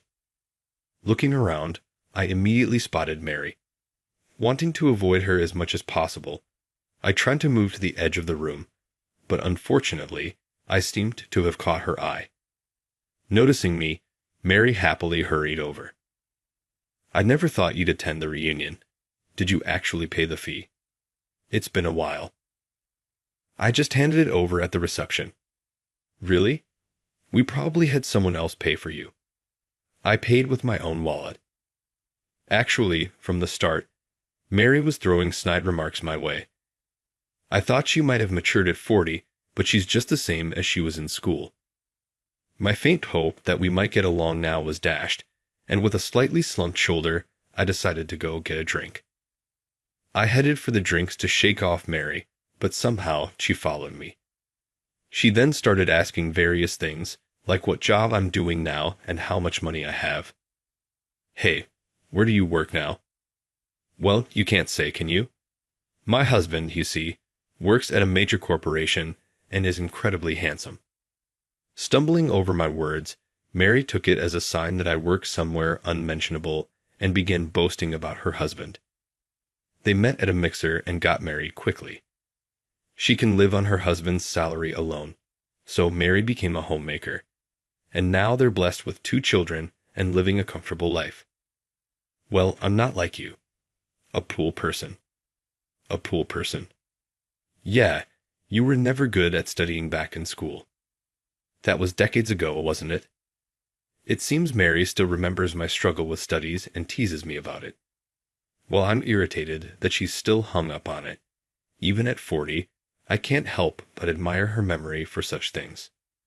Mary, who has always been called pretty, had grades similar to mine, yet her self-esteem is quite high. It would be fine if it was just high self-esteem, but it's troubling because she tries to put others down to lift herself up. The classmates seemed to hear Mary's voice, visibly frowning, but she didn't care and kept bad-mouthing me. As the reunion went on, I enjoyed catching up with old friends, but towards the end, Mary cornered me again.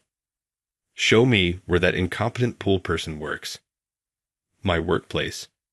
"Yeah, you must be free after this, right? Take me there." She seems to still want to look down on me.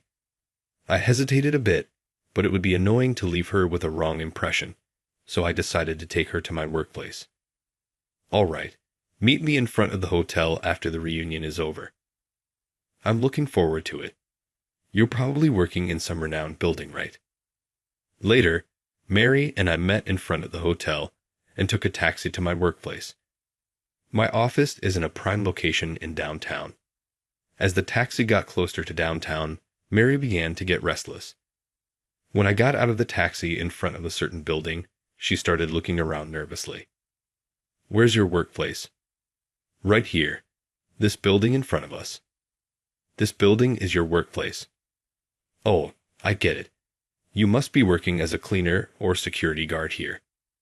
Seeing the sizable building, Mary perhaps felt flustered and started talking under the assumption that I was dispatched there, rather than working here. But I am the CEO who manages this entire building, and I need her to know that. I interrupted Mary's speech to tell her the truth. "You might want to deny it, but I'm the CEO of the company in this building." "What? CEO? I could believe you're an employee, but CEO is stretching it too far, is it? I started this company from scratch about 10 years ago and became the CEO. Don't lie. There's no way you could be a CEO. Show me some proof." When Mary demanded proof that I was the company's CEO, I pulled out my business card holder from my pocket. I carefully extracted a business card and presented it to her with both hands. Mary took the business card from me and scrutinized the text as if she could bore holes through it. "See? It clearly says CEO. Does this convince you?" "I won't believe it just because of this. Anyone can forge a business card. Why are you so unwilling to accept that I'm the CEO?" "Because you were never standout in high school. Not smart. And someone like that being more successful than me, It seems she doesn't want to admit I'm the CEO because she can't bear the thought of me being more successful than her. I don't think being a CEO necessarily means I'm successful, but I do believe I'm happier than someone who is constantly concerned about social standing, pride, and status like her. Mary looked at the business card again and seemed to realize something. This company, come to think of it, it might have the same name as the company where my husband works. Turns out, the husband Mary had been bringing up works at my company. Still, it's odd she only has a vague memory of the name of the company her husband works for. What kind of conversations do they have regularly? Setting that aside, I decided to ask for more details from the industry and company name she mentioned. After hearing about the nature of the work, it was almost certain her husband worked at my company. "So, my husband works under you?" she asked. "That's impossible," I replied. "If that's true, it would be quite ironic." Ironic? What's so funny about it? The fact that you've been looking down on me all this time. My frustration built up over time, making me say such things.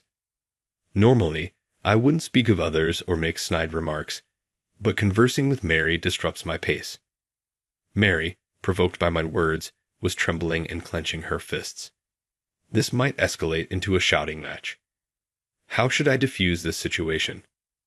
As I was pondering, someone came running out of the building. "Hey, isn't that Mary? What are you doing here?" The person who emerged from the building was Steve, Mary's husband. This confirmed that Mary's husband worked at my company.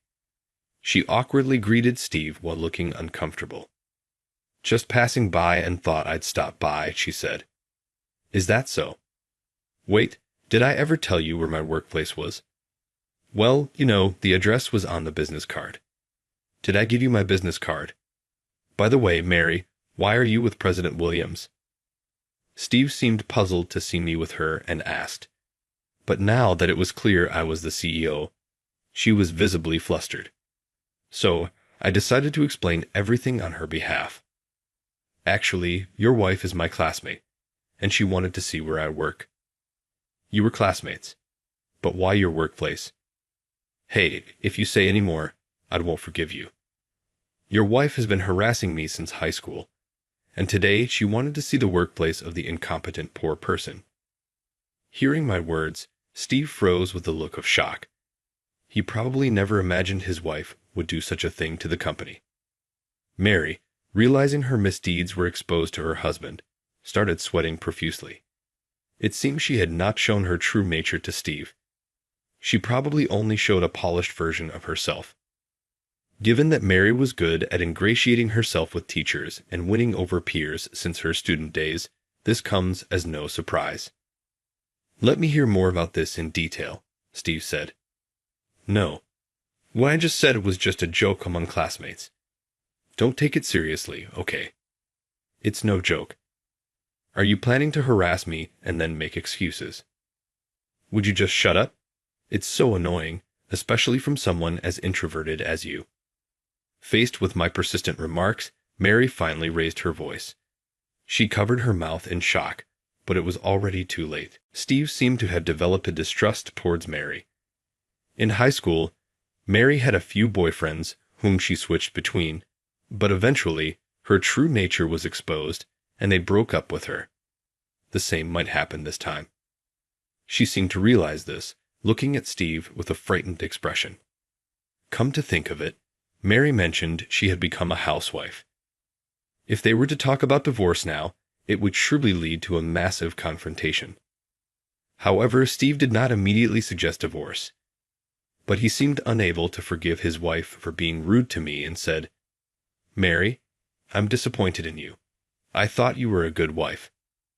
"I didn't do anything. It's true. Believe me, not this person. There's no way he would lie. Besides, actually, the kids have come to me with some concerns too." "Concerns about what?" "It seems the kids have also noticed Mary's unpleasant character and have discussed it with their father."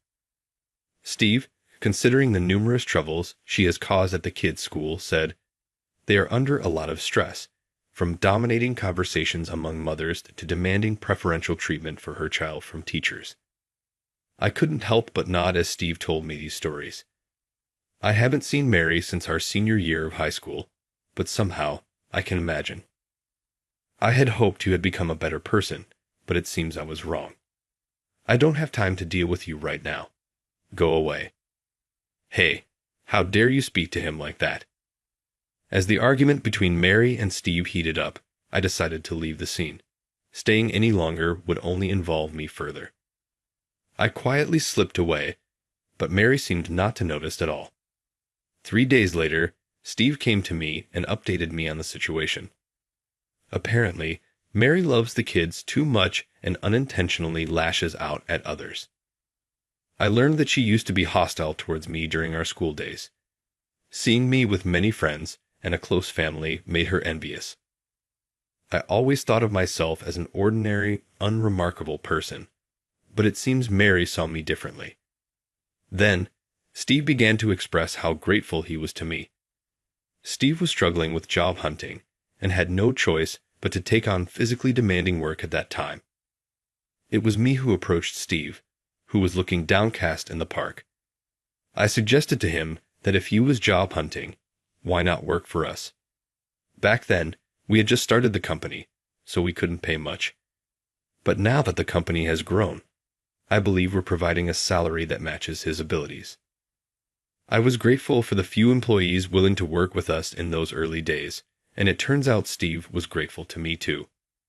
If you hadn't reached out to me back then, who knows where I'd be? I'm the one who should be thankful. You really helped me out by accepting my offer. When I told my wife about it, she stopped arguing. So, have you made up? I asked. Steve shook his head. Yes, I can forgive Mary for the harassment, but maybe she had her own issues and conflicts.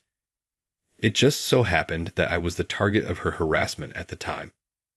Mary still sulks at times, but she seems to have a kinder expression than before. Then, for some reason, on Valentine's Day, Steve gave me chocolates. I was told Mary was the one who sent the chocolates, and I was quite surprised. Why would Mary give me chocolates? I wondered. Maybe it's her way of apologizing. Please do accept them as an apology. Then I had no choice but to accept. With that, I took the chocolates that were offered. Wrapping them, I found a letter of apology inside. Although I still dislike Mary, when I attended the reunion, I didn't feel as angry. I thought it was strange to have my feelings changed by chocolates and a letter, but those two things seemed to reveal her true intentions. Mary must be a person who finds it hard to express herself honestly. As I ate the chocolates with my wife, I thought about this. Sometime after the reunion, I was back to my usual routine.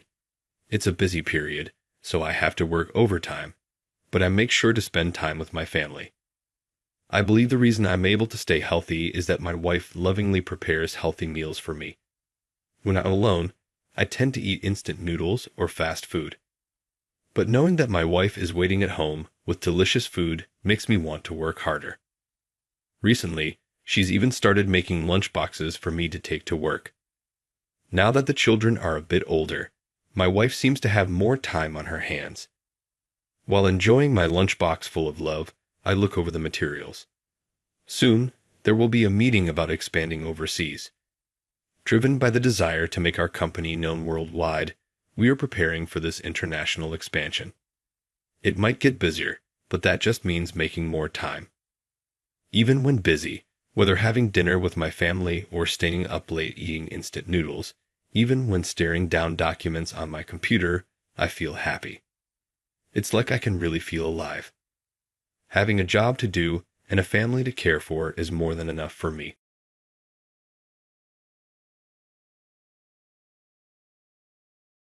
John Smith is my name.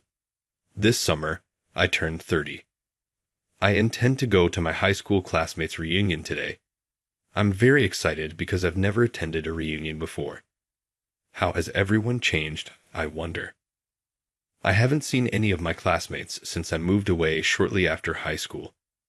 I've previously been notified of reunions, but job has prevented me from ever going. But as the invitation stated, This time, it's a major gathering celebrating our 30th anniversary. In addition, my good friend Michael Johnson called me. "John, you must attend the upcoming reunion. Everybody always talks about you. They are genuinely eager to see you. You must attend as I'm planning it this time and have reserved a lovely location." Michael contacts me every few years and sends me greeting cards every year, even though I haven't seen him since graduation. What a kind guy he is. Many thanks. Really, I think I can make it this time. I'm excited about it. I chose to go this time since Michael made the effort to invite me, and my work has finally calmed down. In retrospect, my high school years were really exciting. I grew up happy in the fishing community where I was born. My parents, younger sister, and I lived near the sea as a family of 4. I was surrounded by nature growing up. Every day felt like an adventure because of the sea, rivers, and mountains in the area. My parents owned a plant that processed fish. They had roughly 50 employees. Locally, it was a rather substantial business. The owner, my dad, wasn't the arrogant kind. Every employee felt like buddies because he was so personable. Everyone loved me because I was his son. They would say, "John, have a good day," as I was heading to school in the morning. "Study hard." They would also offer me to join them for a bite when I got back. "John, welcome back. Snacks are on hand. Together, let's feast." It was similar to having a large family. My parents' fame was the reason for all of this, and I believe that everyone treated me extremely well. Although my dad worked on land most of the time, he occasionally went fishing. Working with sea products requires a grasp of the sea. He used to say, "It's important to see and experience everything firsthand." When he brought me along, he always looked content. "John, you coming?" I'd always be happy to accompany him. The thrill of fishing overshadowed the early wake-up time and assistance with preparations required to go fishing. At dawn, we would get on the fishing boat. On the boat, there was always plenty to do. Being slow could be risky, and simply waiting around wouldn't get you anything. However, Dad never yelled. Rather, he would grin and ask, "I wonder what fish we'll catch today," as he navigated the big boat. That smile made me feel like the world was a safe and comforting place. I learned about fishing from Dad one step at a time. I came to understand the difficulty of catching fish and the gratitude of having them. When we returned home, Mom would have a feast prepared in the morning. Frankly, her cooking was the best. She was a fantastic cook, and with fresh seafood, our table was always abundant. During meals, our family would say, "It's delicious today. This is Mom's cooking. The best food on earth is what Mom makes. If you praise me so much, I'll cook even more. Everyone, eat a lot." Laughter was always part of our meals. Thanks to Mom's cooking, I learned the taste of the sea's bounty. Living in a seaside town, the sound of the waves was always in the background. The voices of my dad and the fishermen, along with my mom's singing, always felt soothing to me. In that happy space, I often played with Michael. We built sandcastles on the beach and chased crabs along the shoreline. As the sunset turned the sea orange, we shared our dreams for the future. "John, you're going to take over your dad's business and become the boss, right?" "I don't know yet, but I want to create something even tastier. Everything we make at my dad's company is delicious, but I want to invent something even better. Man, just hearing about it makes me hungry. You gotta let me try it when you make it." Time flew by in such carefree conversations, and then I'd return home to a warm family. "John, I prepared this just for you," my dad said one day, returning from work with a small model boat in his hands. I cheered with joy, dreaming of sailing in charted seas with that boat. "John, you should follow your own path. The boat that sails into the future is yours alone," my mom smiled gently. I resolved to pursue my dreams. But in my second year of high school, our happy times changed dramatically. Little did I know then how much my dad's factory would darken our lives. It was a day in my second year of high school. It was a day I'll never forget when my happy days suddenly crumbled. That day, I had won first place in a relay race, and we had curry for lunch. It should have been one of the best days for me. I ran home, eager to tell my parents about the relay. I planned to drop off my backpack and head straight to the factory. But when I got home, I saw my parents, who should have been at the factory, sitting in the living room. "Oh, why aren't you at the factory today?" "Well, never mind, actually today." As I started to speak excitedly, I noticed something different about my parents. They looked troubled. Mom tried to put on a brave smile, but her eyes were filled with sadness. Dad let out a deep sigh, and his eyes held an apologetic look as he turned to me. "John, we need to talk to you." Confused, I sensed from their demeanor that something had happened. "You see, our factory," Dad began to explain slowly, "a relative's factory faced financial troubles, amassing a huge debt. That relative was forced to leave, and the debt fell on us. I'm sorry, John. I never wanted to burden you like this." Mom's words left me, a kid, shocked and filled with regret. The decision to shoulder the relative's debt meant our happy days were abruptly taken from us. 3 months later, the factory closed. The warm times by the sea turned cold all at once. My parents busied themselves finding jobs for the employees and ensuring they were paid until the end. The debt burden seemed to engulf my dad's smile, my mom's singing, and our family's laughter in dark clouds. Truth be told, my dream was to become a top-notch business executive. I wanted to grow and make my dad's company famous. I had been studying hard since I was little with that goal in mind. I hoped to take over the factory and bring new opportunities to our fishing village. However, the factory closed, and the relative's debt derailed my plans for further education. Not only was my dream of going to college fading, but it became clear I couldn't even attend college at all. This was because I had to work to pay off our debts. Suddenly, the reality of having to work instead of studying was right in front of me. Though my local high school was in the countryside, none of my friends had to work right after high school. They all went on to the colleges they wanted. In this situation, the fact that I was the only one who had to work right after high school was really tough. "Chan, is it true you're not going to college?" "Yeah, I think so. I want to at least make sure my sister can go to college. I'll work." "I see. I was hoping to hang out with you in college too, but it can't be helped. Hang in there." "Yeah, thanks." Our family left our town as soon as I graduated from high school and started living in a small apartment in the neighboring county. Frankly, our lives had changed 180 degrees. Life was constantly hard, and having enough to eat was a thing of the past. Moreover, since both of my parents were working nonstop to pay off the debt, it became impossible for our family to even be together. That's partly why I had a hard time attending reunions.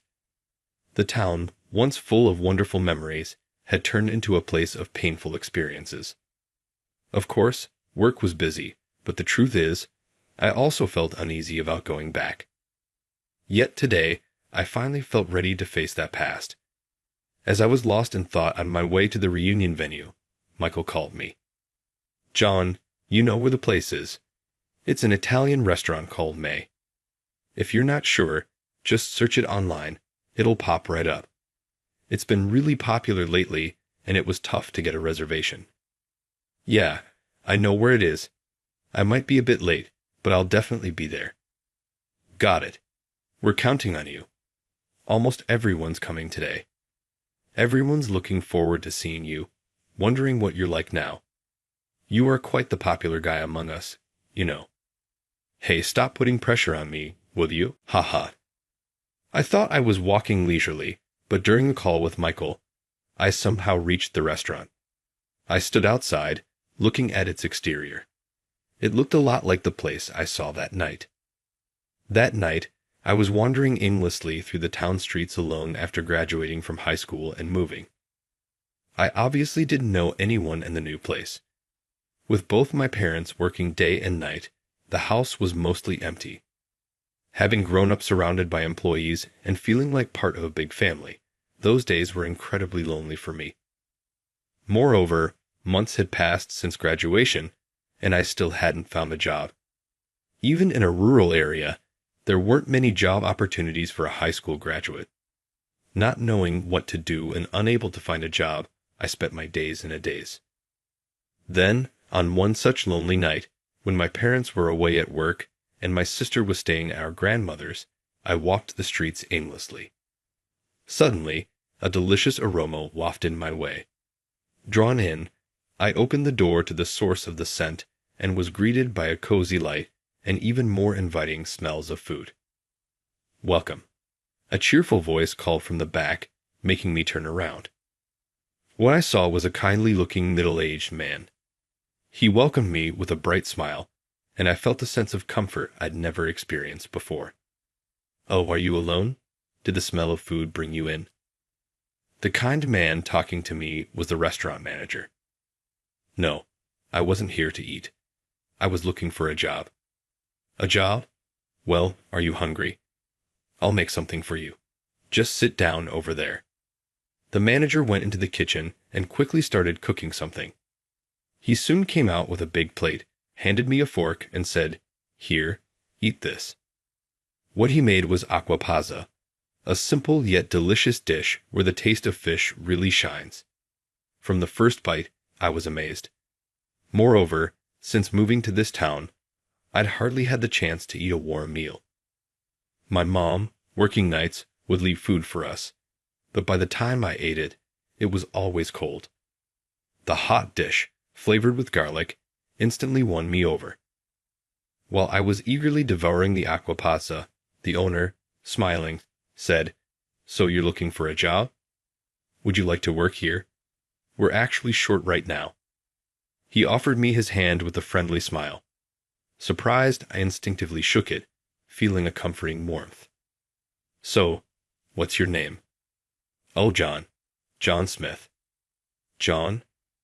I feel like I've seen your face somewhere." "Oh, aren't you the kid from the seafood processing plant?" I was shocked to meet someone who knew me in such an unexpected place. Yes, my father did work in a seafood factory, but they closed down suddenly, didn't they? Yes, that's a real shame. Actually, we used to buy some products from your company. They were fresh and delicious. I was really surprised when they suddenly disappeared. It was a big loss.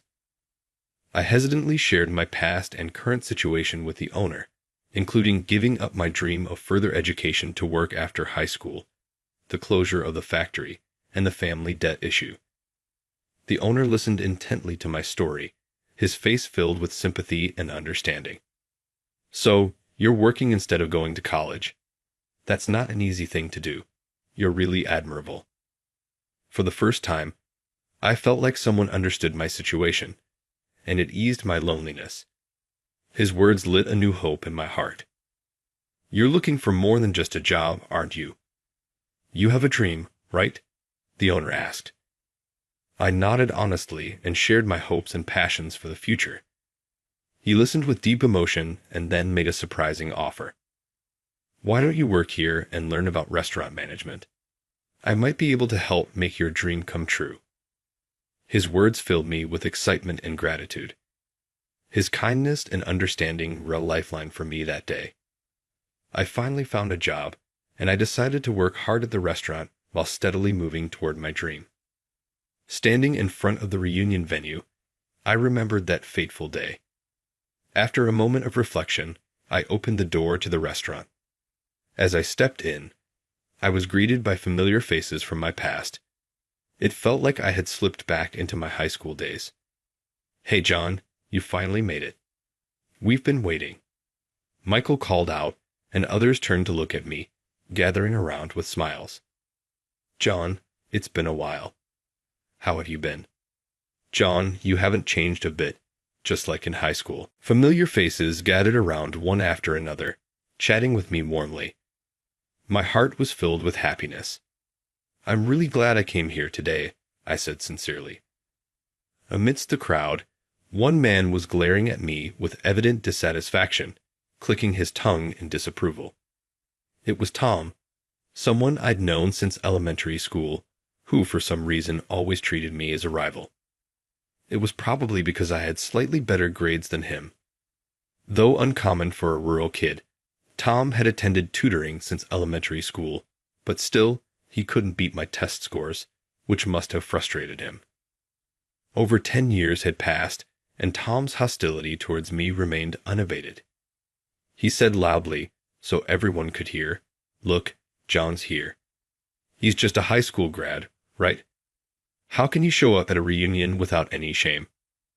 Tom pointed at me, drawing attention. Some in the crowd sneered at his words, momentarily taken aback. "Hey, John, what's it like being just a high school grad? Someone like me, an elite, can't even imagine it. After all, I graduated from a prestigious private university and work at a top bank. The world of an elite is different from yours, you know." Tom walked towards me with a self-satisfied grin. Surprised but determined to remain calm, I replied, "Isn't the elite world tough too, with all the quotas and office politics?" Tom let out a deliberate sigh and said with a smirk, "Sure, elites have their own problems. But that's something you, John, will never understand." "I see. Everyone has their struggles. I have mine too, but I'm proud of my work." Having learned from past experiences, Tom's smirk grew at my words. "Pride? What pride can a high school grad like you have?" Tom's friends nearby nodded in agreement, looking down on me. Hesitating momentarily, I decided to stick to my principles. I'm living a fulfilling life despite financial hardships. It's not about being elite or not. Everyone has their own path. Tom seemed very displeased at being countered and continued to glare at me. He then approached me with a condescending look. "Why are you even here? Shouldn't high school grads stick with their own kind?" I replied calmly, "This is a reunion for everyone, isn't it? I'm just enjoying it like anyone else." Tom laughed mockingly. "A reunion is for elites, right? Someone like you ruins the atmosphere." He gave a smug smile, showing a gesture of looking down at me to the others. The atmosphere became awkward, yet his friends smiled along with his attitude. "Why do you look down on me so much, Tom? I wouldn't want to be someone who belittles others, even if I were an elite." Tom, hearing this, said proudly, "Success in the elite world is for the chosen few. It's ludicrous for someone at the bottom like you to even try." His words about being at the bottom infuriated me, but I decided to respond calmly. Success in any form comes from personal effort and belief. Just because you're an elite doesn't mean you need to look down on others. Tom then scoffed and raised his voice towards the other alumni. "Elites are chosen and successful. That's why people like us can't be understood by those at the bottom." The words spread among the crowd, creating a stir. Indeed, I was the only high school graduate there. I suddenly felt isolated but resolved not to lose my dignity. I chose to remain silent. This strategy seemed to work. My silence highlighted Tom's unpleasant character, and my dignified response created a different impression among the others. Tom, sensing the atmosphere turning against him, asked with keen interest, "Hey, John, what's your annual income?" Caught off guard by the sudden question, I hesitated. "Well, about $15,000. Tom burst into loud laughter, gesturing to his friends. "This guy makes only $15,000 a year. Can you even live on that?" Despite feeling hurt by his harsh words, I decided to reply calmly. "I'm not struggling with my life, and money isn't the only standard to evaluate a person. Skill and money don't always go hand in hand, do they?" I replied to Tom's condescending remarks. He dismissed my words with a disdainful smirk. "If we're talking about skill, how many times more is my income than yours, John? There's just a difference between a high school grad and—" Tom's arrogance worsened the atmosphere at the reunion. His attitude was creating discomfort among the attendees, their expressions growing more stern. Why does Tom behaving like that? We're all just trying to have a good time, right? John is standing up for his way of life while Tom is looking down on everyone. My friends felt the awkwardness from Tom's behavior, but tried to lighten the mood.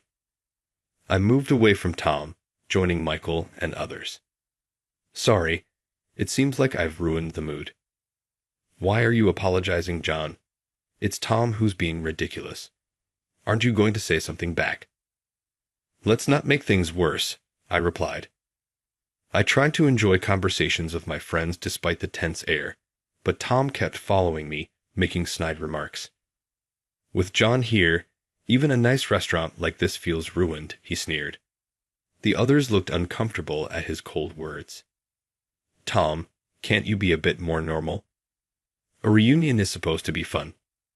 Being normal is a job for ordinary people like you guys. I'm an elite. The elite or not, looking down on others is enough. Tom didn't stop, continuing with his smug expression and disdainful looks. I was pained to see my friends uncomfortable, but wanted to preserve our enjoyable time together. Every time Tom spoke, the atmosphere soared further, diminishing the joy and warmth of the reunion. That's when I noticed something off about Tom's behavior. He seemed overly conscious of something. Observing Tom closely, it seemed he was flaunting his elite status whenever the restaurant's beautiful manager appeared. This place is so popular, it's hard to get a reservation. I booked it today with my name. Perks of being an elite, he would say, glancing at her and deliberately speaking loudly enough for her to hear. She appeared to be just smiling and ignoring him. Eventually, Tom grabbed her shoulder, forcing her to face him as he started speaking. Being with an elite like me can bring you benefits, he attempted to charm her. The manager maintained her professional demeanor, slyly brushing him off. This atmosphere is getting unpleasant. Tom's showing off too much, don't you think? Right. Besides, Michael is the one who booked this place, not Tom. I listened to their conversation while keeping an eye on Tom. Suddenly, Tom loudly suggested to the manager, "Let's meet outside sometime. I know lots of great places around here. Being an elite banker, I often use them for entertainment. I could bring you to this restaurant again if you dine with me." The manager continued to handle him with a smile. "Thank you. It's lovely to have a place where everyone, regardless of their position, can enjoy themselves." Tom kept flaunting his status, causing discomfort to many of us as the reunion's mood turned uneasy. I decided to leave early. "Sorry, John. I didn't mean to make you feel bad." "It's not your fault, Michael, but I'm glad I got to see everyone after so long. Thanks." Just as I was about to leave, the shopkeeper appeared. "Oh, John, are you leaving already?" "Yeah, it's not very comfortable here." Everyone was stunned as I started talking casually with the shopkeeper. He continued, That guy, he was scolded here by his boss before. It's surprising he dares to show his face again." The owner glanced at Tom and then announced, "Boss, your bill is on the house." On the house? The fee was already quite low, wasn't it? Michael, recovering from his surprise, asked, "Wait, what?" "John, you know the shopkeeper." The shopkeeper proudly replied, "Yes, John is the owner of this restaurant. That's why we managed to squeeze in your reunion as you're his friend." The entire room buzzed with surprise. That's why I didn't want to say anything. "Sorry for keeping quiet, Michael, but since you found this place and made the reservation, I didn't know how to bring it up." "No way. You're the owner. That's amazing." I had stumbled upon this Italian restaurant by chance and worked there, learning hospitality and cooking thoroughly. Simultaneously, the restaurant manager back then taught me the ins and outs of business I couldn't study at school. But he gave me plenty of opportunities for social education. I was taken to various restaurants, allowed to participate in business seminars, and even went on international business inspections. The restaurant manager was quite skilled, and after that, he opened about 10 branches, all of which are thriving today. I learned the basics of business there and became independent. 3 years ago, thanks to the training from the manager, I now own about 5 restaurants. A high school graduate as an owner, Tom still seemed unable to believe it. Tom, you've indeed used this restaurant a few times. I appreciate that, but last time you were here, you got scolded by a client. You had made a mistake in the numbers by a couple of digits, right? I happened to be here and heard the shouting. I revealed that in front of everyone, causing Tom to turn red. Oh, and the manager you've been desperately trying to woo? She's my wife. Tom's jaw dropped as the beautiful manager waved at me discreetly. But you said your income was only $115,000 when I asked. Tom yelled desperately. I shook my head slowly and replied, I didn't finish speaking earlier. That was the amount of my property tax this year. Just got off the phone with my accountant about it. Property tax of $115,000 means an income of about $2 million, right? That's amazing. John Mitchell, who worked at an accounting firm, quickly did the math. 2 million. Tom seemed at a loss for words. It doesn't matter if I earned $2 million or not. I don't think of myself as superior. The value of a person isn't in money. But just to clarify, what's your income, Tom? He was speechless. It was a complete turnaround. He was red-faced and stomping. I am an elite. My success is proof. But weren't you scolded for a simple mistake by your client and even your boss? With his true nature exposed, Tom became increasingly isolated. People naturally distanced themselves from him, while more and more people gathered around me. Success is the result of individual effort and belief. We are all human, regardless of our position. By the end of the reunion, Tom had disappeared. I later heard that he was being transferred to a remote island due to repeated simple mistakes at work. Indeed, elites have their own troubles. As for me, I'm planning to open another new restaurant soon. The restaurants I own are known for their fresh seafood in a warm, home-like atmosphere, all thanks to what I learned from my parents, the factory employees, and the restaurant manager who helped me in the past. Success isn't everything. It's human warmth, friendship, and love that bring richness to life.